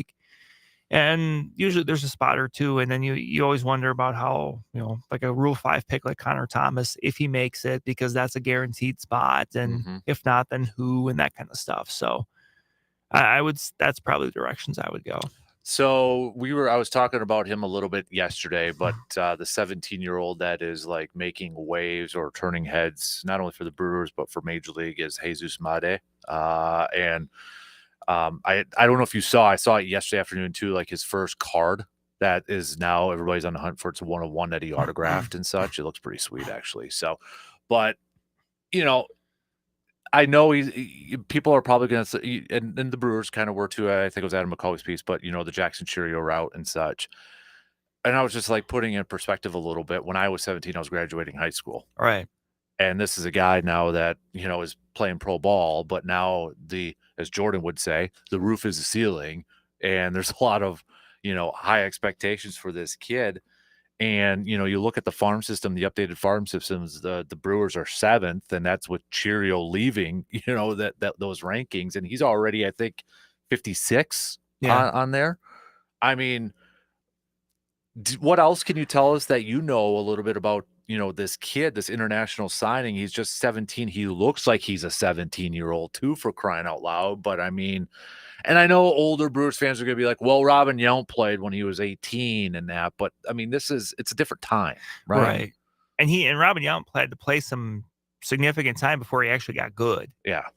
I think, you just take your time with him. I mean, he's a switch hitting infielder. Mm-hmm. We'll see as time goes on if, one way or the other, he kind of focuses more right or left. But yeah, just someone with all the tools you look for. But like you mentioned, he's 17 and he's going to be playing stateside for the first time. Mm-hmm. So, I was thinking spots like this, you just don't want to rush it. Yeah. If someone is good enough to be moved up, they'll tell you by how they play and how they handle everything. Mm-hmm. So, but yeah, it's, seeing the success that Jackson Churio had, you immediately think, oh, why can't he do that? But it's like, that's pretty rare. Right. If it happens, great, but you don't want to assume it's going to just because it happened before. Mm-hmm. So you take your time. I mean, maybe he starts with the Carolina Mudcats. That's kind of their lowest, stateside affiliate, and you kind of go from there. And if things, because Appleton's right above them, right? They're yes, the high A. yeah. Carolina's A ball. Appleton high A. Appleton's high A, Biloxi's double A, and then triple A is Nashville. So, it's when you look at some of these, Cooper Pratt's also a shortstop, but, I know Jesus is listed as a shortstop or third baseman over there too. But I mean, for all the talk that we're talking about, who's playing shortstop for the Brewers this year, they've got a couple of young prospects and who knows if they're going to be on this team in the next couple of years, right? I mean, that's the thing about baseball. I feel like that with these younger prospects, it's hope maybe they're on, maybe they're not. Maybe they're a part of a trade for a guy that's going to be an immediate impact for this team. So how much can we really kind of, put a lot of enthusiasm in this because we don't know if they will be there. Right. You can't get too far ahead of yourself. It's just one of those things you kind of take it, a year at a time. I mean, as much fun as it is to think, oh, what's the roster going to, or what's the lineup going to be like in 3 years? Who knows? Like, those, it's just, they're nice to have. It's nice to know that that's a possibility, but you also know, like, you can't just penciled in like, well, this guy's going to do this year, this next year, and then that the year after. You don't know. Yeah, but it's definitely exciting and I mean, this has got to be, I would assume, the plan for the Brewers in the foreseeable future to really invest in some of their younger international signings. Yes, and I think that's something with the international complex in the Caribbean. Like, that's been a point of emphasis because really, outside of the last few years, like they've had some international signings work, but like it wasn't so much of a focus. But now it really seems like it is. And then when you start kind of seeing results from it, I mean, you can really, I think it's, that's something you can get excited about, is that's an investment that they're making. You can get excited that they're doing that, and then, what comes with that. One player that feels like in spring training, and there's been a few. Well, actually, I'll hit up on a couple of these players. Rhys Hoskins, can we bubble wrap him? Because, I mean, he's been playing incredibly well. And that's the thing too, is like, with baseball, I know we get caught up in spring training. Guys are going to go through slumps at some point in the regular season, right? There's going to be times, and you'd hope they're not long ones or a lot of them. But I mean, all the talk about, okay, who's going to fill in for the power left by Willy Adames? If Rhys Hoskins can be that guy on a more consistent level than what he was last year, I mean, how big of a boost is that for that lineup that you can put him in the middle there? And, maybe he can get you 30 home runs this year.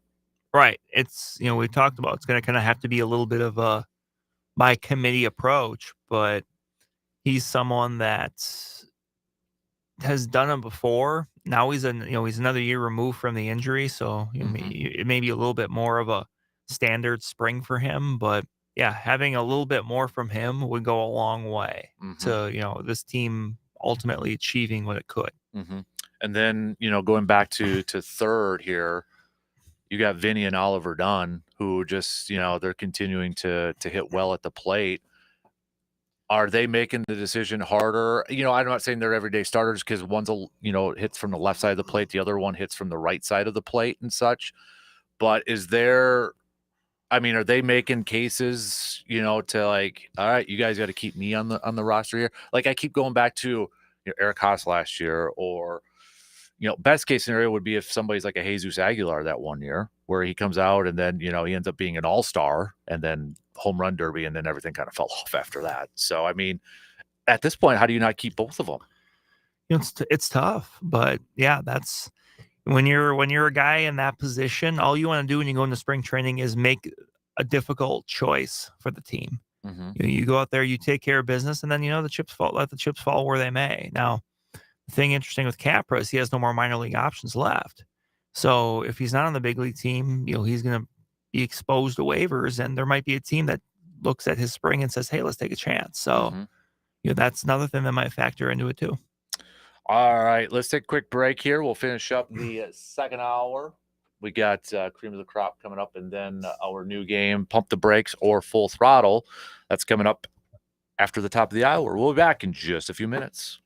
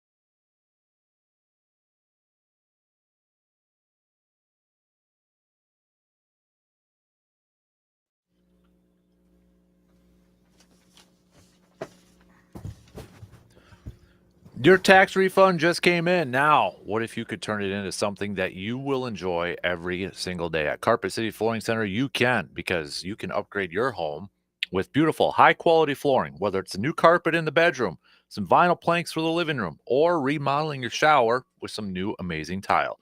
Carpet City Flooring Center has so many different options for you to choose from. And your tax return or your tax refund makes it easy and affordable. Why spend it on something you'll forget in a month? Invest in your home and enjoy the comfort and style for years to come. Visit Carpet City Flooring Center today at 3109 East Hamilton Avenue in Eau Claire, where the team there is ready to help you transform your living space or workspace with some amazing new floors. Turn your tax refund into something truly rewarding this year with the help from Carpet City Flooring Center in Eau Claire. Badgers back at it this afternoon, taking on UCLA. We've got Marquette tonight taking on St. John's. The madness is getting into the full swing here. Selection Sunday on Sunday. Don't forget, you can pre-sign up for our bracket challenge at our website at sportstalk1051.com. Just click on the Fan Cave tab over there. So we'll talk some more hoops coming up in the next hour here, but wanted to just keep you updated, Brandon, because I know you're waiting on pins and needles for this. Still nothing on your new quarterback, Aaron Rodgers, officially signing over there for Minnesota. Where are you on the side of this? I'm doing an informal poll on Vikings fans. Are you a yay or are you a nay on Rodgers in Minnesota? I'm not only a nay, I'm a hell nay. Is it because of it's Aaron, or you want McCarthy to be the starter? I would say both. I also at this point, I don't think he has anything left. Like, as we've seen in the past, and just in sports in general, you're generally willing to put up with some extra attention if someone's very good. Mm-hmm. He's not very good anymore. And to tie it into the McCarthy thing, I don't know what message it sends when you're sending someone who is going to come with the expectation of I'm the starter, and that's all there is to it. Like, to me, whoever that second quarterback is, your job is to insulate JJ McCarthy. Your job is to you come in and you can bring a certain level of play, and if JJ McCarthy can exceed that, in practice or whatever, then you get bypassed. But then your job is to fall in line of being, the second quarterback. You help the young guy, and if you play, you have to. But I just don't see Aaron Rodgers having that thought process wherever he ends up. Mm-hmm. So the question then becomes, well, who's left then to be that second one? And, can I throw some names out and you say yay or nay? Trey Lance. No. Because he was rumored last year, wasn't it? Or 2 years ago for that. So you're not a believer in Kevin O'Connell getting the best out of Trey Lance? Probably not. What's soured? Is it just because he had a few chances and never really kind of ran away with it? I think so, yeah. Let's go Joe Flacco. Yeah. Sure. Mm-hmm. Jameis Winston. I prefer Jameis Winston to Aaron Rodgers, but still, he's another guy that I think wherever he goes, he's going with the idea of I might be able to start. I'm just not sure that that's realistic. I'm trying to bring up a list here. It's not Gardner Minshew anymore. No, he went to the Chiefs. I actually do have a list. Let me bring it up here. Just hold on a second. Hold on. Carson Wentz. Is he a free agent? He is. Okay. I will say yes, even though I'm not a big Carson Wentz fan, but given what's out there, I still like him better than a lot of other options. You gonna survive over there, man? Sure. Cooper Rush. Sure. You're just gonna go with the Shures now? I hate you. All right, so you're all yeses so far except for Trey Lance. Interesting. All right, let's go with. Okay, now I got the full list that I wanted here. Drew Lock. I guess you got three levels or 4 levels. Yeah, no, sure, I guess. Right. Well, I think Drew Lock is very fitting of the I guess level. Yeah. He just re-signed, so I was gonna say maybe not. Bring back Case Keenum. Sure. Teddy Bridgewater. I mean, do you bring him back? I know Yeah. you're a big Teddy Bridgewater guy. So Desmond Ridder. Sure. Are you losing your voice now? Okay. I don't want to put pressure on you, man. All right. So I don't have any more quarterbacks, so I won't put you under the pressure there. So he's giving me like sign language right now. All right. Okay. Can I ask you one more question? Do you think Aaron does eventually sign with somebody, or do you think he retires? I think he does. You think he what? Oh. I think he does. I think ultimately it's Pittsburgh ultimately.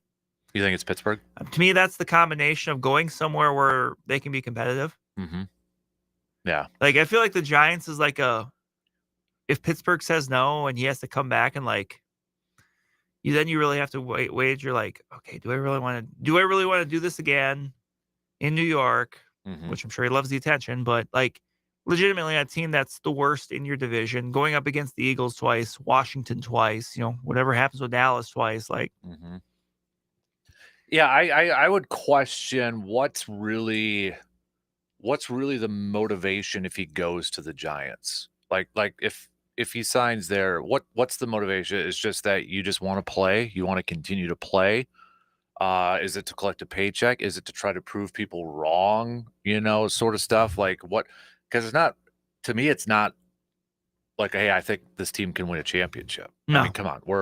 I know there's always usually maybe a surprise team or two every season, but I don't think anybody's ready to say that's the Giants. Sure, they made some nice moves on paper and free agency and such, but you got a lame duck coach. You got a lame duck GM. Doesn't go well this year. If you truly want to play 2 years and it doesn't go well this year, those guys are getting fired and a new coach has to come in and be like, yeah, no, thanks. We want a different quarterback. It's at that point. So, I mean, I question.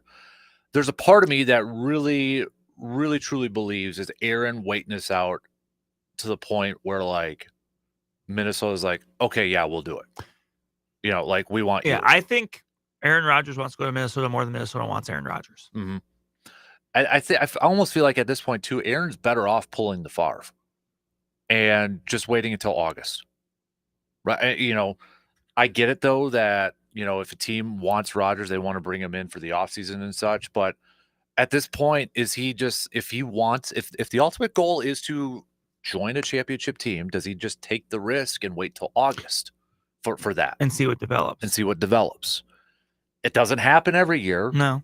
It happens sometimes. I mean, it happened, a couple times for your team, right? Yeah, I mean, right. When, they did get Favre to come over, or when Teddy Bridgewater got hurt and they traded for Sam Bradford. Right. So, I mean, it does happen at times, or, whether it's after the first week of the season and somebody gets hurt, because I'll just say, for example, say Matthew Stafford gets hurt week 1 and he's done for the year for the Rams. You tell me Aaron Rodgers wouldn't love to go play for the Rams compared to, well, crap, I'm with the Giants or something like that. It's a risk, but I mean, at this point, what else do you have left to prove? You know what I mean? Like, what else is there? Pull the Roger Clemens, sit out and then come back. That's a good way to put it. At this point. And I get it. It's easier said, you want to be able to fully commit. You can still train in the off season, right? You can still kind of be in shape and such. And for as much as he's renowned for his knowledge and his ability to take in all this stuff, I wouldn't be concerned about him digesting a playbook, on short notice sort of thing. If Aaron's listening right now, that's what I would say. Just say, hey, I'm not interested in signing right now. You don't have to call it a retirement.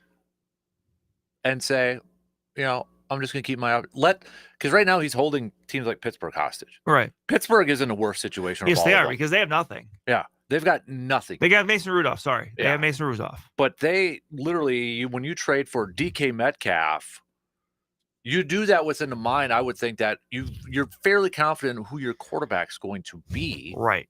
So I don't know what they do if it's not. I mean, you're going to tell me you're going to open up the season with Mason Rudolph?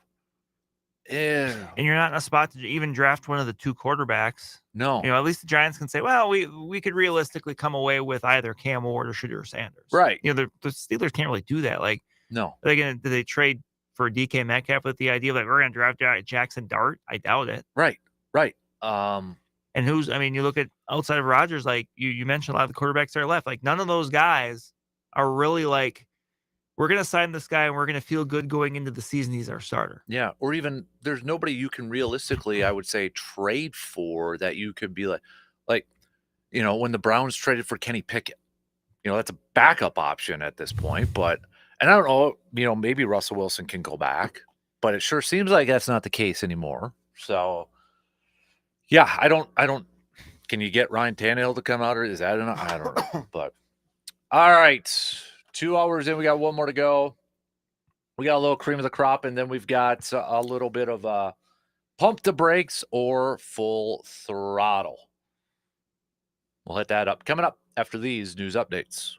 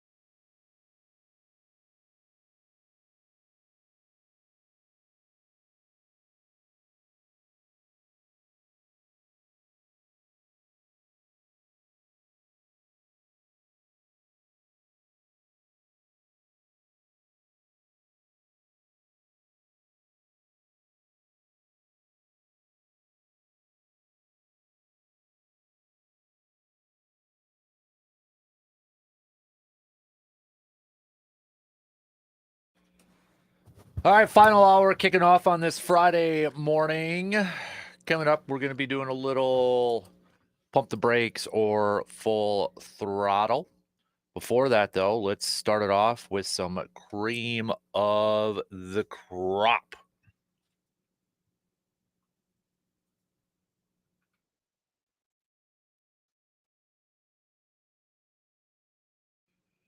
All right, Brandon, cream of the crop. Who's your pick for cream of the crop?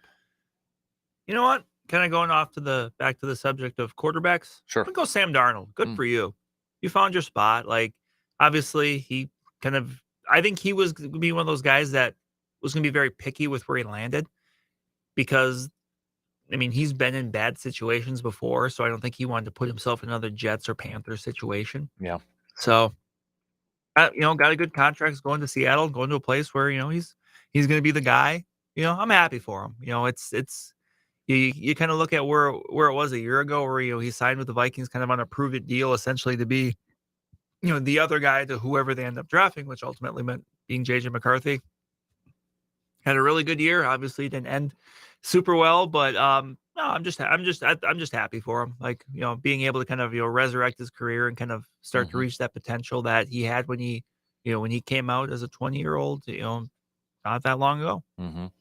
My cream of the crop, I am going with Brandon Woodruff. Good for him for, he's hitting his goals and he's hitting, these benchmarks in his recovery and his return and starting a game this weekend in Cactus League, probably just going to pitch an inning and such. But I mean, to get over that hurdle, that's another big hurdle. And I mean, you got to be feeling optimistic about we're going to see Brandon Woodruff in the regular season, maybe in April at this point. So everything, I know he talked about it just a couple of days ago. Now the next steps is on not only getting a start, but maybe an uptick in the velocity. It's gotten better in some of his each starts and that. So cream of the crop, Brandon Woodruff, just because 17 months, and I keep saying this, like, let me throw this out there. Whenever he does, whether it's going to be a start or whether, he's coming out of the bullpen, I almost feel like that first game in the regular season should be on the road. Because, as soon as he steps out on the field for AmFan, he's going to get the crowd going. And then we're all human. The emotions and the adrenaline and everything's going to kick in. It'll still do that the first time he does at AmFan, but maybe the jitters the first time, maybe do it on the road a little bit. But good for him, right? I mean, I think every Brewers fan appreciates the heck out of Brandon Woodruff. And just for somebody who has not gone through something like that, I think, when you put in perspective of that, the dude's missed time for 17 months and is long, grueling to have to watch a whole season from the dugout last year and not be able. I mean, you think about just how different the Brewers were the last time Brandon Woodruff pitched, and that was September of 2023. Mm-hmm. Think of all the changes that have gone on. Mm-hmm. No more Corbin Burns, no more Willie Adames, no more Bob Uecker. Yeah. Yep. I think I hope it continues, and I think it's a pretty darn good story so far. Again, this was it is a very serious injury that there was no guarantees he would be to this point. And the fact that he's clearing these hurdles, I think it's pretty cool. Mm-hmm. So cream of the crop, Brandon Woodruff. And I think it's Sunday he's slated to do that, right? So, and I know some people, it's just spring training game, but his other one was against minor leaguers. Right. This is going to be up against major leaguers that are not wearing a Brewers uniform. So it's always different no matter the sport whenever you're going against somebody else. Right. And I know some people are going to be, it's just, these are little steps, but they're hopefully adding up to that one giant step. That means he's back on the Major League Ball Club. So I got to give a little tip of the cap to Woodruff over there too. So, I don't know what his future is going to be after this year if he goes through and such. And I think is it still fair to say, Brandon, we don't know if he could be a starter or he's going to be coming out of the pen at this point? Right. We don't. Yeah. Right now, I don't think we know. I don't think he knows. Like, I'm sure he has an idea of what he'd like to do, but we're not going to know until he gets a little bit further along in this process. Mm-hmm. Yeah. All right. You ready to play a little pump the brakes or full throttle? Sure. Brought to you by AJM Automotive. This is where we give you a couple of headlines or narratives that are out there in the sports world, and we say we say whether we pump the brakes on that, i.e., disagree, full throttle, yes. I'll start with this one. Steph Curry last night drained his 4,000th career three-pointer. Pump the brakes or full throttle, nobody, even with the transition three and the three-point game in the NBA at an incredibly high level, nobody will pass Steph Curry's three-pointers made record.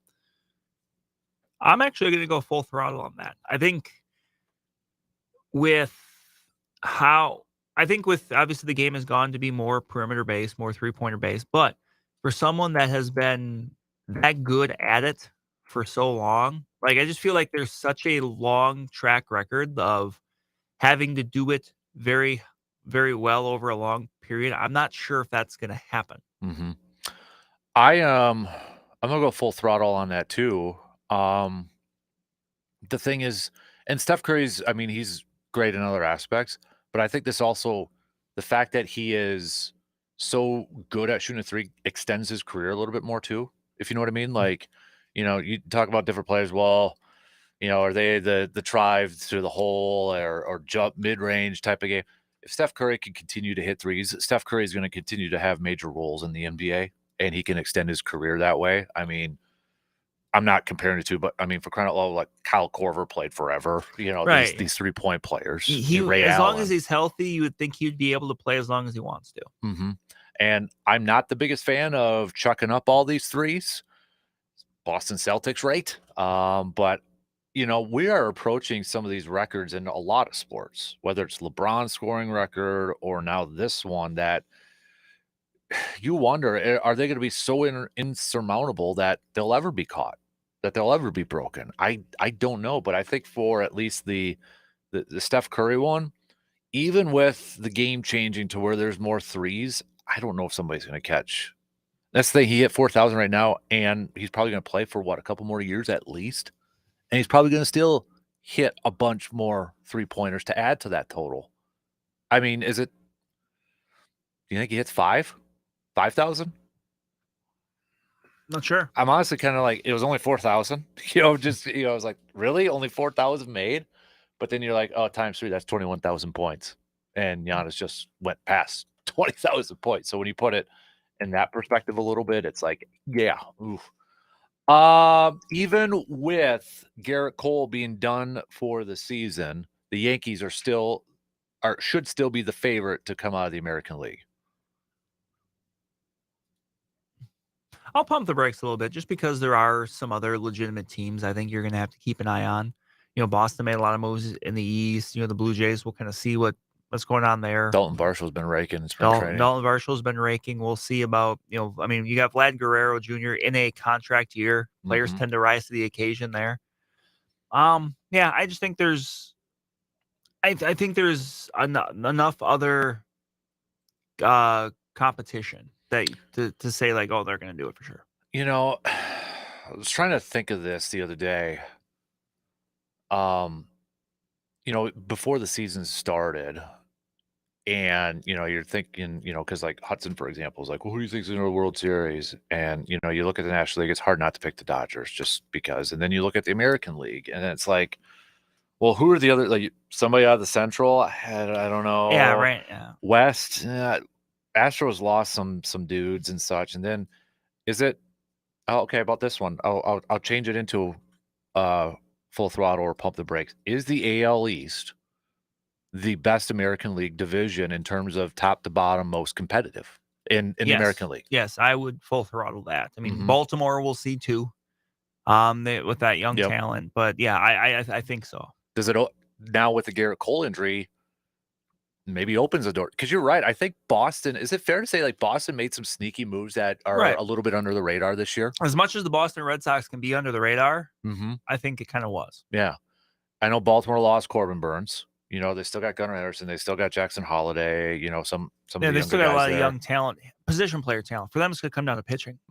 I mean, the moves they made starting wise were more short-term gains. They didn't throw out a bunch of money for any of the long-term starters that were out there. So that's going to be the big thing for them. you're always kind of waiting for Toronto to take that next step. Tampa Bay is always there, but then I just wonder this year with everything I don't know. going I feel on, like with all the other stuff going on with Tampa, this might be because they've had a few kind of downish years. Like Mhm. I could see that maybe being the case. I just wonder if that's just maybe a bit too much of a distraction. Yeah, I hate to say to bet against Tampa, but if we were doing our predictions now, I'd probably pick them to finish last in that division. But I think, the Central. I think the Central could be competitive.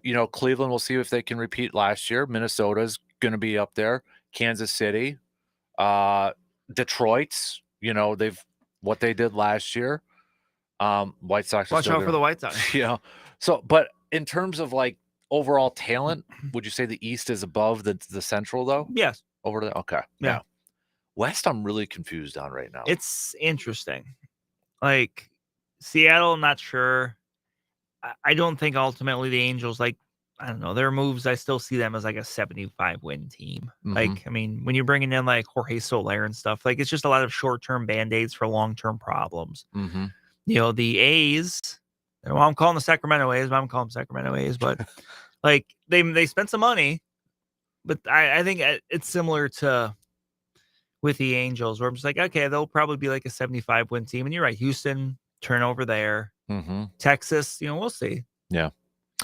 I got another one here for you. Switching sports, though. Pump the brakes or full throttle. The next time we see Tiger Woods win a tournament will be on the senior tour.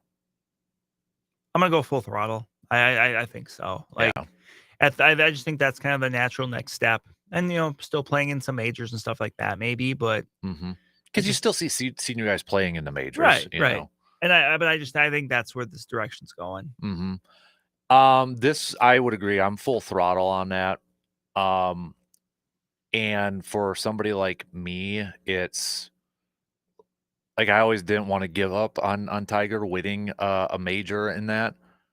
I think this latest one, and I know we have doubted him before, and he's come out and silenced some of the doubters and such. But I mean, at some point, it's got to be okay.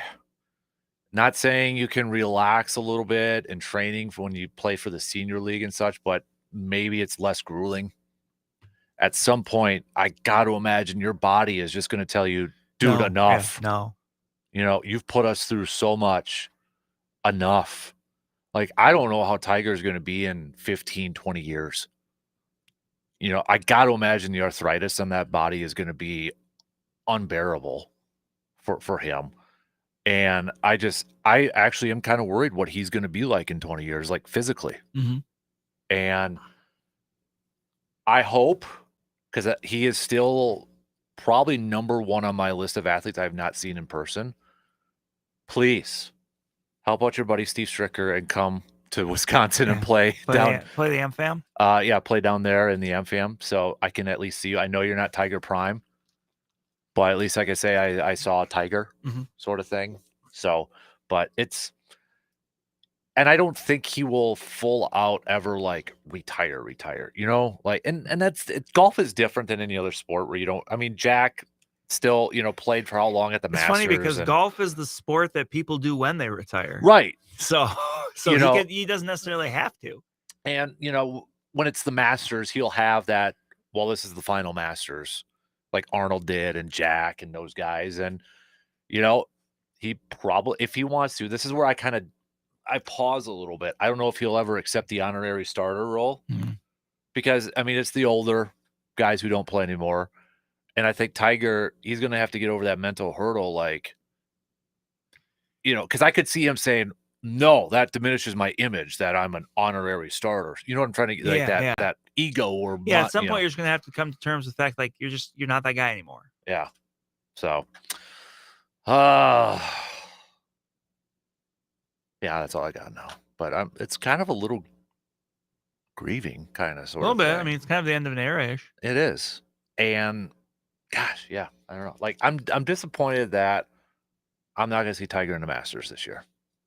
I think that's kind of the big one. Is like that crap because we were watching the indoor league, the TGL, and all that, and having fun with that. And I wasn't going to pick Tiger to win the Masters anyways, but I was like, okay, kind of getting into the golf stuff, right? And just kind of deflated, took the win out of the sails. So, all right, let's take a quick break.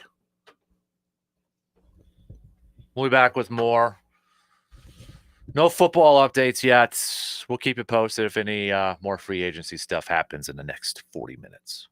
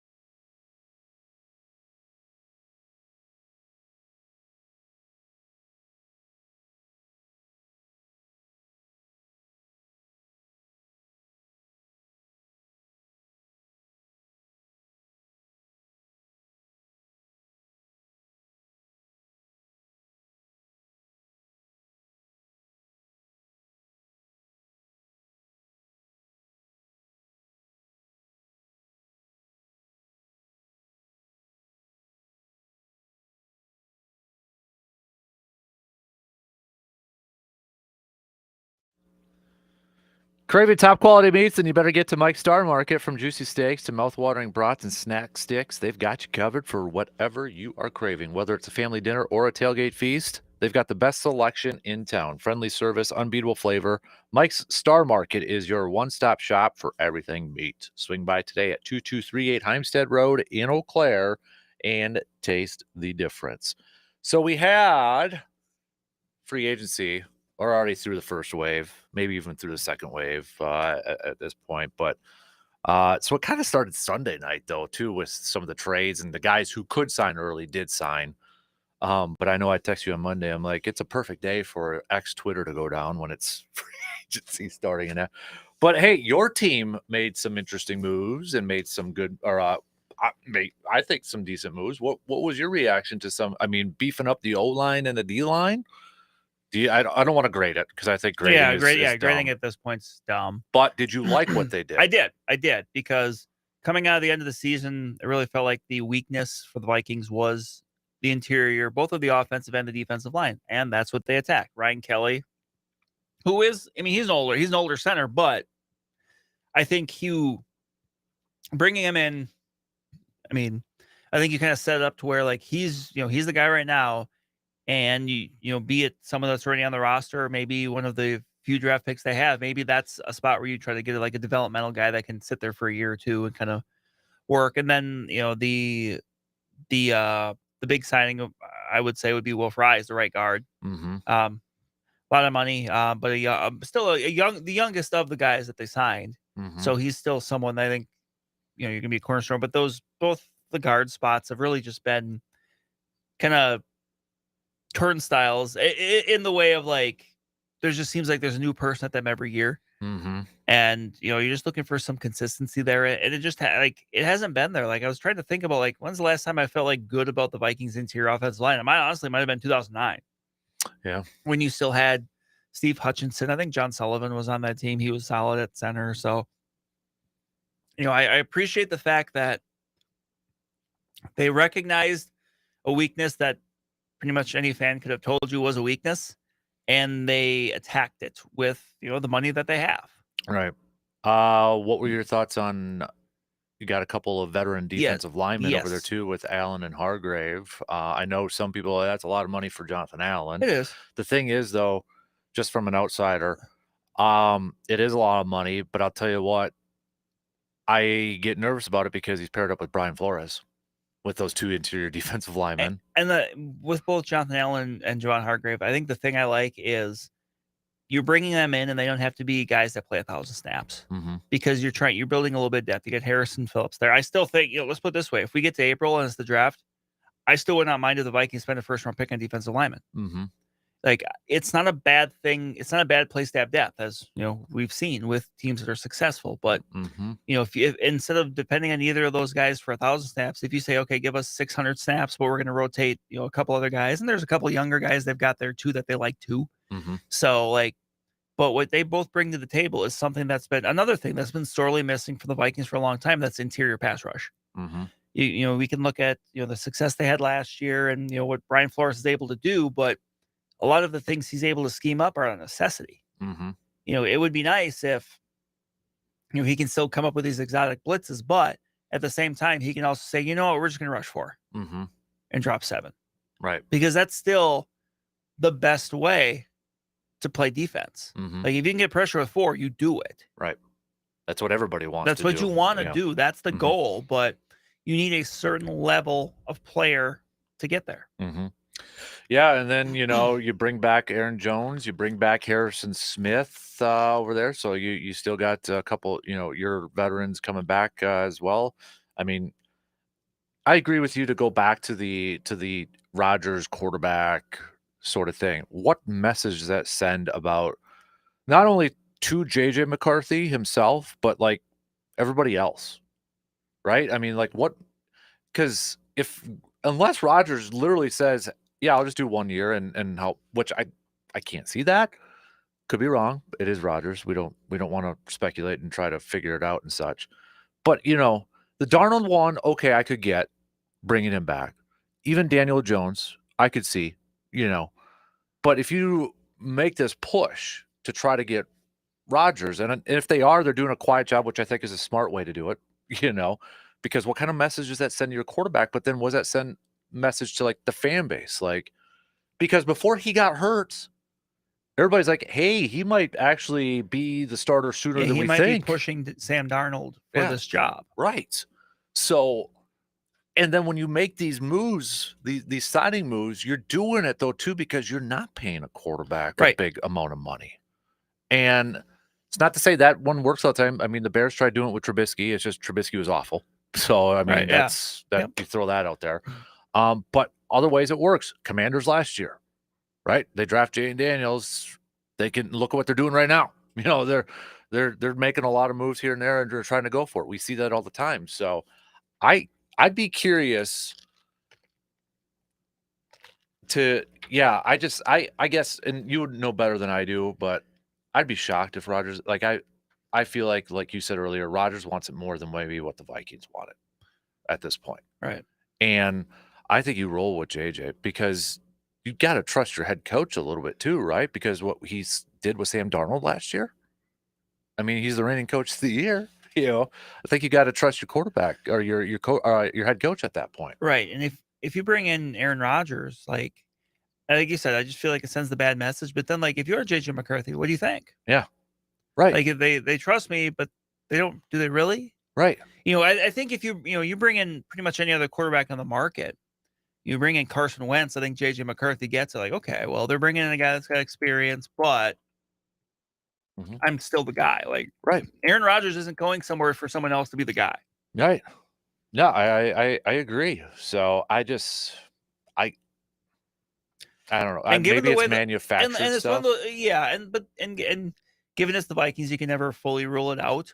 But I just feel like the way the last couple years have went and how Kevin O'Connell and Kwesi Offensive approached everything, like at this point, it would just be surprising because it wouldn't be a very like them move. You can make the case of, at different times, obviously going back to the whole Favre stuff, like, okay, like you kind of understood, like, at that point they knew Tavares Jackson wasn't the guy. So it's like, well, what do we do now? And I think a lot of this would silence some of this talk if Minnesota would have signed a backup quarterback. Right. And it's a round of musical chairs. And right now, like the quarterbacks are kind of, we're seeing them just kind of falling by the wayside. And yeah. I mean, we'll trade you Malik Willis for a second round pick. Ooh, Vikings don't have one. Oh, then no. They can't even do that then. No. So they can't even do right, that. There's not even much. They don't have much draft capital this year anyway that they could maybe make a trade for someone that is already somewhere else. So it's until, like you said, I think it's going to be something that until the Vikings either, I guess, sign Aaron Rodgers or more likely just sign somebody else. Like if we get to like 10 o'clock today, we see the Vikings are signing Carson Wentz. We're like, okay, well then. We know. So I was trying to think, is there any guy out there that, and maybe there is, but like, because you would think they'd have some experience with like Kevin O'Connell or somebody with that style, okay, did Kevin O'Connell work with this guy or was he a backup with the Rams at some point? Because that's where you kind of try to find those connections a little bit. Right. And I'll be honest, I don't know of anybody off the top of my head. No, and especially with like Garoppolo, he's back with the Rams. Like I'm just looking around, like there really isn't. No.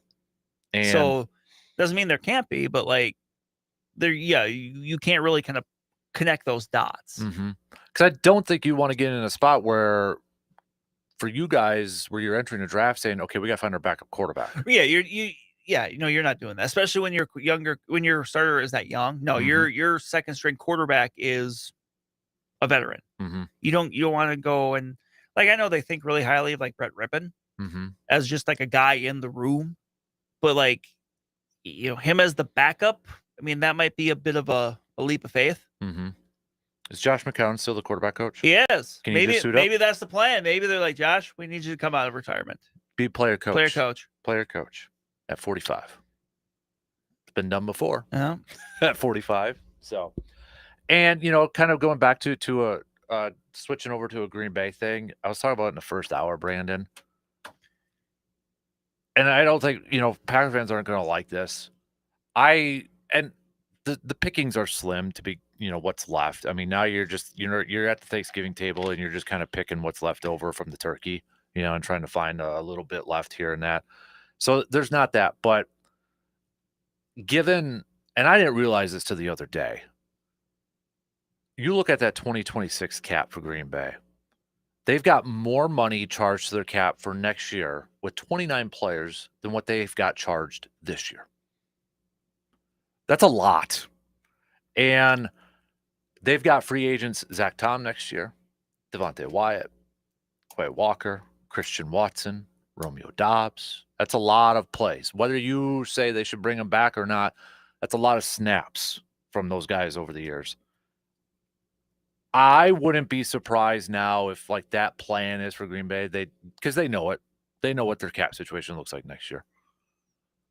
We'll use some of the cap this year to lock up a Zach Tom.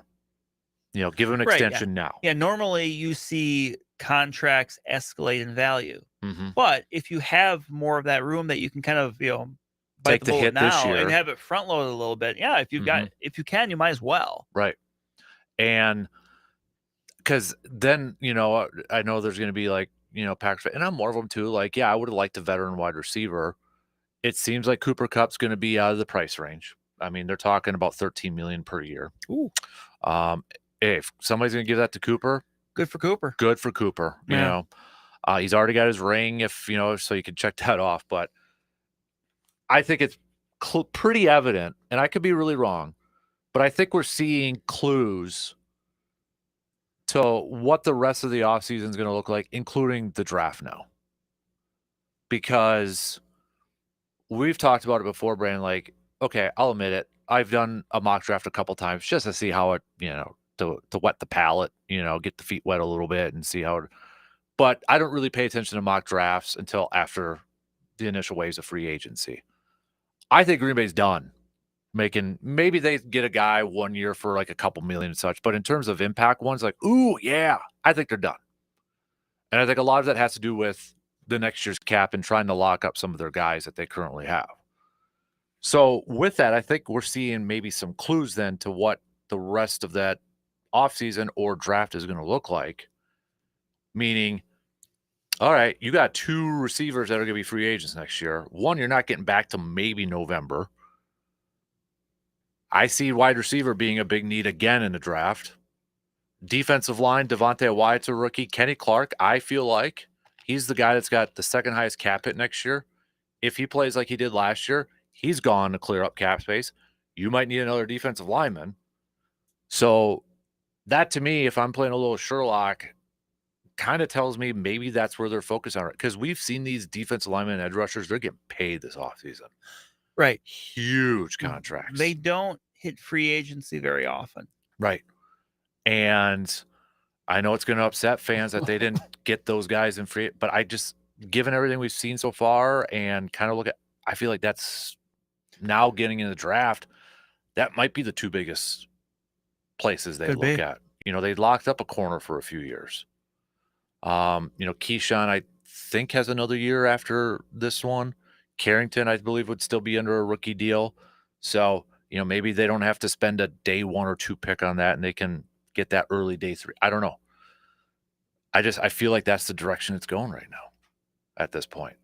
And it's probably going to annoy a lot of because, and that's the thing though, too, when we get to the draft. So you have Goody and you have these coaches saying what you were saying with Minnesota, rushing with 4. They've been saying that all offseason, and then you're going to have fans say, but you didn't get anybody. So if you're going to do that in the draft, I want somebody they get that will play day 1, not another guy that's another project. Yeah. Oh, he's raw, but if he hits that, he's going to be awesome. Cool. But how does that help the now? And that's not even a guarantee that it's going to work out. Like, it worked out for Clay Matthews, I get that, but that was 2009. And I think expectations are a little bit different right now than what Green Bay was in 2009. In terms of like championship and division wise and, all that stuff. So I hope that mindset would change. Like, okay, I mean, for crying out loud, look at Philadelphia and Kansas City the last couple of years. All their rookies playing right away and being impactful players. Cooper DeJean was a Super Bowl hero for crying out loud. They were able to let Darius Slay go in part because they got 2 now going to be second-year corners that were great as rookies. Mm-hmm. Right. So, yeah. And then what were they doing the years before that? Getting defensive linemen that could play right away. If you were a lineman from Georgia, you probably were with Philadelphia. Yeah. But yeah, they just made such a commitment to that, and it's worked. I think a lot of you look at what Minnesota's doing with their free agency, and we hear what Green Bay wants to do. It's pretty much copying what what Philadelphia is doing or has been doing the last few years. They want to do that. And that's why this thing is such a cycle when it comes to the NFL. Well, yeah, it's always such a, it's a copycat league. That's always such a, common thing you hear, but it's true. Mm-hmm. You know, what worked? You know, sometimes it's easier to emulate than others. When the Chiefs were winning Super Bowls, like, well, what did the champion do? Well, they just had the best quarterback in the league. Well, okay. Like, Mhm. no kidding. That's what everybody wants. But then Yep. you look at Philadelphia and what they were able to do. And I'm just kind of wondering now, like, things always come in cycles. Like, are we starting to see the running back come back? Yeah. I think we are. And, you know, just how things operate. Like, you know, there was a time where, you know, not that long ago where defenses were stacking the line, and then, you know, we had the big influx of downfield passing. Well, then it became, you know, 2 safeties deep. And then, you know, I think that's kind of the thing that brought has brought running back a little bit, is the fact that, okay, teams are saying, hey, if you're going to play, you know, 2 safeties deep and not load the box up, well, then we're just going to run. I was just going to, we talk about rushing with 4. Okay.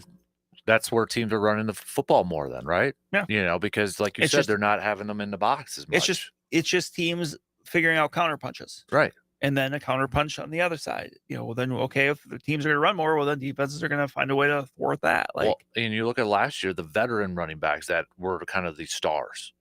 Obviously, Saquon, Jacob, Aaron Jones had a career year. Derrick Henry, for crying out loud.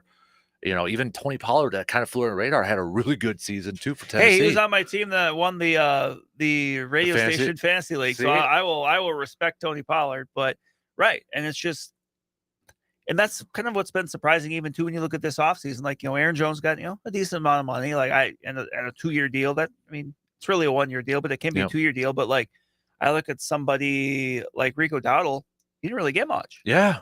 Like, some of those other contracts, kind of surprising. Like, you see Najee Harris, he only got a 1-year deal. Yeah. Like, it's still kind of surprising that, you know, things have changed, but yet in some ways they haven't quite yet. Right.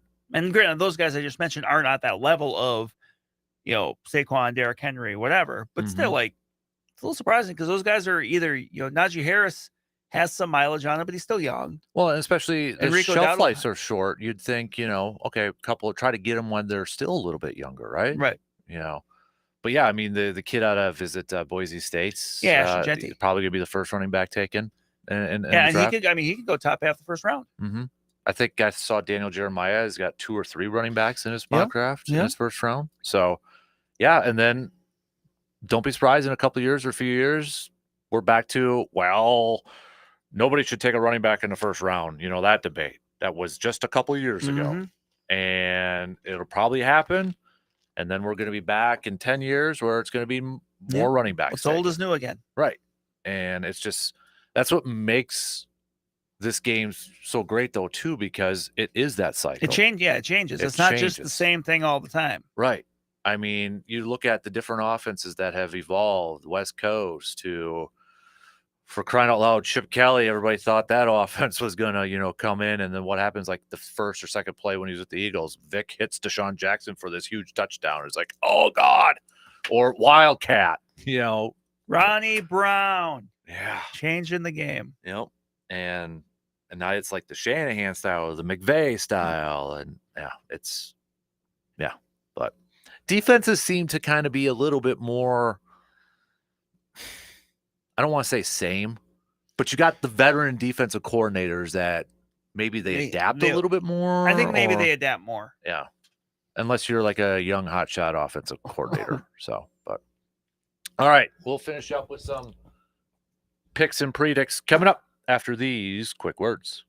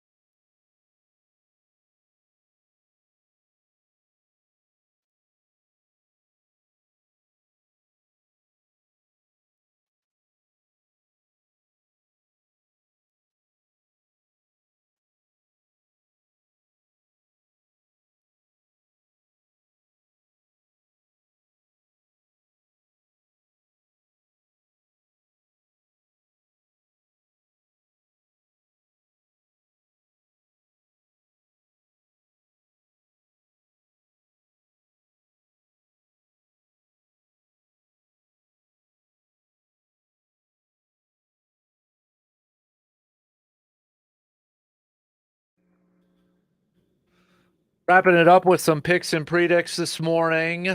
Brought to you by the Elbow Room, located in Eau Claire, right next to the Banbury Place. If you're looking for somewhere to watch, watch some of these games, you can. I hope people saw that on the video, and I really hope they saw that. So, if you're looking for someone to watch some of these basketball games, you can head on over to the Elbow Room, located right next to the Banbury Place in Eau Claire. All right. So, does Wisconsin win today? Yay or nay against UCLA? Yay. Yes, they do. Who wins the Big Ten Conference tournament then? Maryland. Really? Sure. I just love the reaction from you. Why not? I'll say Wisconsin wins today. I mean, Michigan State's the easiest one. I'm going to go Illinois. I'm going to go Illinois winning it. How about that? As a shocker. They won last year. I know. I'm joking. Yeah. I know. It's Who'd they beat last year? Some bums. You know, right? I know. Okay. Yeah. I was literally there. You were there? Yeah, when Illinois beat Wisconsin for the Big Ten title. Why do I not remember that? Yeah, I went. Oh, okay. Marquette, St. John's today. I'm going to go St. John's. Yeah, St. John's. So I'm not going to ask you to pick the Big Ten or Big East. I'd pick Maryland. Yeah. I mean, the Duke one becomes interesting now for ACC. I mean, it opens the door maybe for North Carolina to secure a spot or somebody else. I don't know, but give me. Oh, before I get to that, Bucks. We got Bucks tonight, and then no, not Bucks tonight. Bucks tomorrow and Sunday. So tomorrow the Pacers, Sunday the Thunder, both in Milwaukee. Do the Bucks win one or two? Which ones? One. Pacers? I think they beat the Pacers, and then they lose to the Thunder. I'm gonna go with that one too. That's where I'm gonna Copycat. go. But now, what I want to ask you, Brandon, since Selection Sunday is Sunday, who will be the 1 seeds when the bracket is revealed? Give me your predictions as part of picks and predicts on who will be the 1 seeds. Oh boy. I kind of I'm going to quickly, I just want to see a rough list so I can. Do you want me to tell you what Joe Lenardi has? Oh, no, that's not. I just mean I just want to look at. There we go. I will go.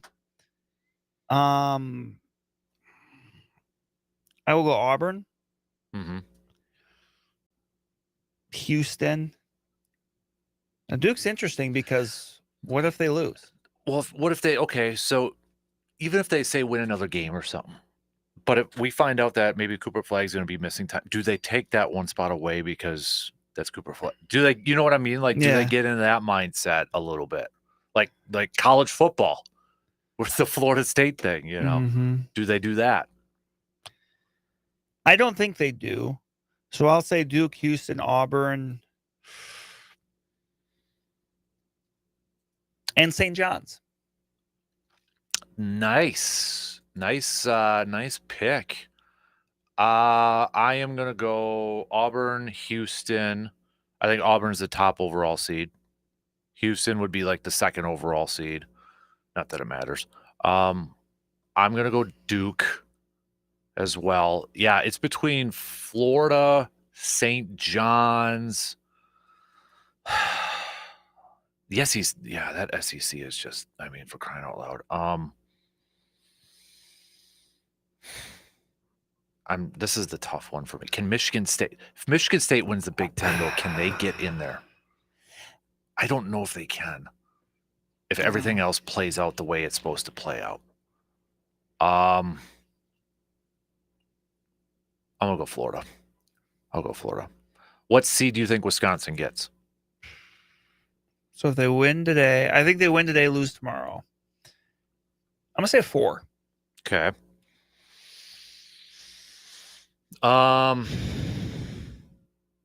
Yeah, I think if they win today and lose tomorrow, they're a 4. Now, if they win today and win tomorrow against Michigan State, can Maybe they get up bump to a 3? But if they lose today, or they fall to 5. Ugh. You don't want to be in that. Well, even the 4 I get nervous about too because there's most years there's a 13 that springs one. Well, this would be something. I got Lenardi's bracketology up. So he's got Wisconsin as a 4. Playing on the West Coast in Seattle. If they were to win, they could potentially play Arizona. Arizona's a 5 in that one. Ooh. Now, yesterday he had Wisconsin as a 4 playing Yale as a 13. I'm like, that Yale's going to be the popular pick for everybody to win in a 13-4 just because I just feel like it's Yale or Harvard. Somebody's going to pick an Ivy League school to win their first game. But now he's got Purdue playing Yale. So I'd still probably pick Yale against Purdue on that one. But, yeah, I think they're going to be a 4. I think they'll be a 4. But I'm really hoping they got 2 more. If they can win 2 more, I think they get up to a 3, and then they're in Milwaukee. Because right now they're not in Milwaukee. If they can get to Milwaukee, I think that is a huge advantage. And I would pick them to go to the Sweet 16. And, you know, I know people are like, well, how come like Michigan's a 6 and they're in Milwaukee? And, you know, well, I don't know if I want them to fall down to a 6 just so they can get to Milwaukee. Right. At that If point. it's something that happens, it's kind of a nice, happy accident. But Right. But yeah, I think if they win 2, especially if that's that's not a 4. I think Oregon can be a tough one for Michigan State today. You know, Oregon could be a sneaky one, but I think for Wisconsin, if you want to move up a spot, you kind of want to hope to play Michigan State to boost up that resume, right? So, but we'll see. Yeah, I'm saying 4. Marquette now. What seed do you think they're going to get? Because they play St. John's, they lose them. I guess. Remember, St. John's just barely beat them that last second. It's true. But that was in Milwaukee. 7.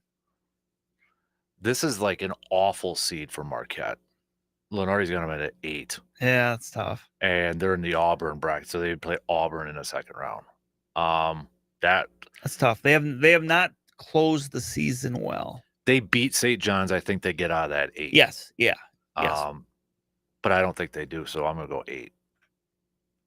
It's talk about a team that it was just a month and a half, 2 months ago, top 10. Yeah. And close to top 5, if not top 5. And now we're talking about as an 8 seed, or if they lose today, maybe they drop to a 9. You know, has not been a strong finish. No. That would have been if they would have beat St. John's the final game of the regular season, that would have been a big boost for them. So, but yeah, how many, still conference breakdown. Oh, okay. So he's got 13 SEC, took away 1 Big Ten team now. So it's probably down to Ohio State, 9. maybe. Yeah, I think so. It's gonna hit hard on Sunday though. No Greg Gumbel. That's right. I was thinking about that the other day. That's the first one, right? To me, that's like the first time when, introducing our corporate champions.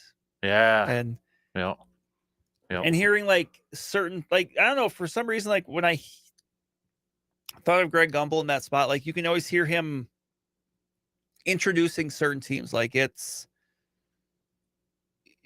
as the number 13 seed, the Bulldogs of Yale, something like that. Like I just, that to me, that was always synonymous with Greg. Do we know who's filling in that role? I don't know. Because I did think about that the other night. I'm like, I was trying to remember, is this the first year that we won't have Greg Gumbel doing it? And yeah. What? I'm trying to think if he did it last year, if he had. Ernie Johnson, a longtime host, has taken over some of Gumbel's hosting duties. So this was last year. Okay. Yeah, so I thought he might have. Yeah. So I wonder how much. So is Ernie doing it all now? Maybe. I know they released the announcers, and I never paid that much attention to it, so I'm not quite sure. If I could find it quick. But here we go. I'm assuming Brian Anderson will be in Milwaukee. I don't know. Maybe. So yeah, we know it's Iron Eagle, Bill Rafferty, Grant Hill is the top one, but we're the studio from New York. Ernie Johnson, Charles Barkley, Kenny Smith, Clark Kellogg. So Okay. Ernie Johnson.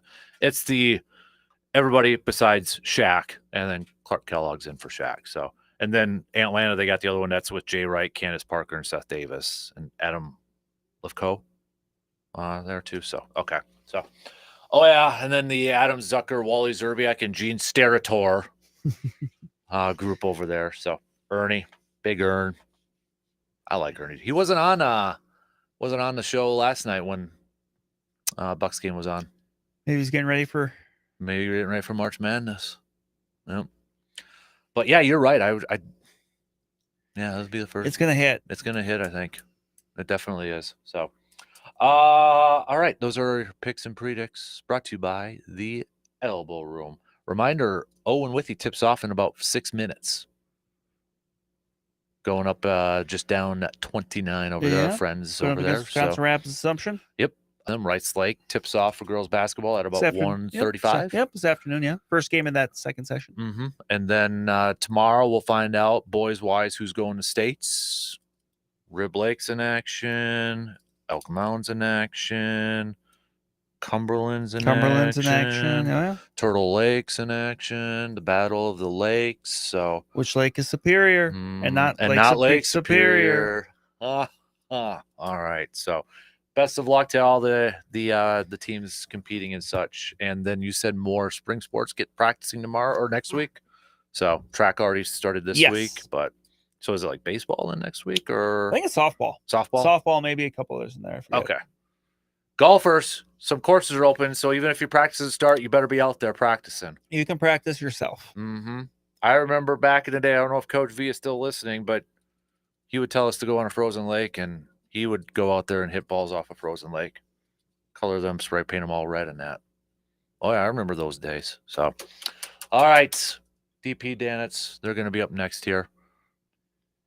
Got to give a shout out again to AJM Automotive, our first partner for our draft coverage coming up next month. So big time shout out to AJM Automotive because that's getting close now, baby. We are closing in on a month. 40 days? 40? Got to be less than 40 days now, I think.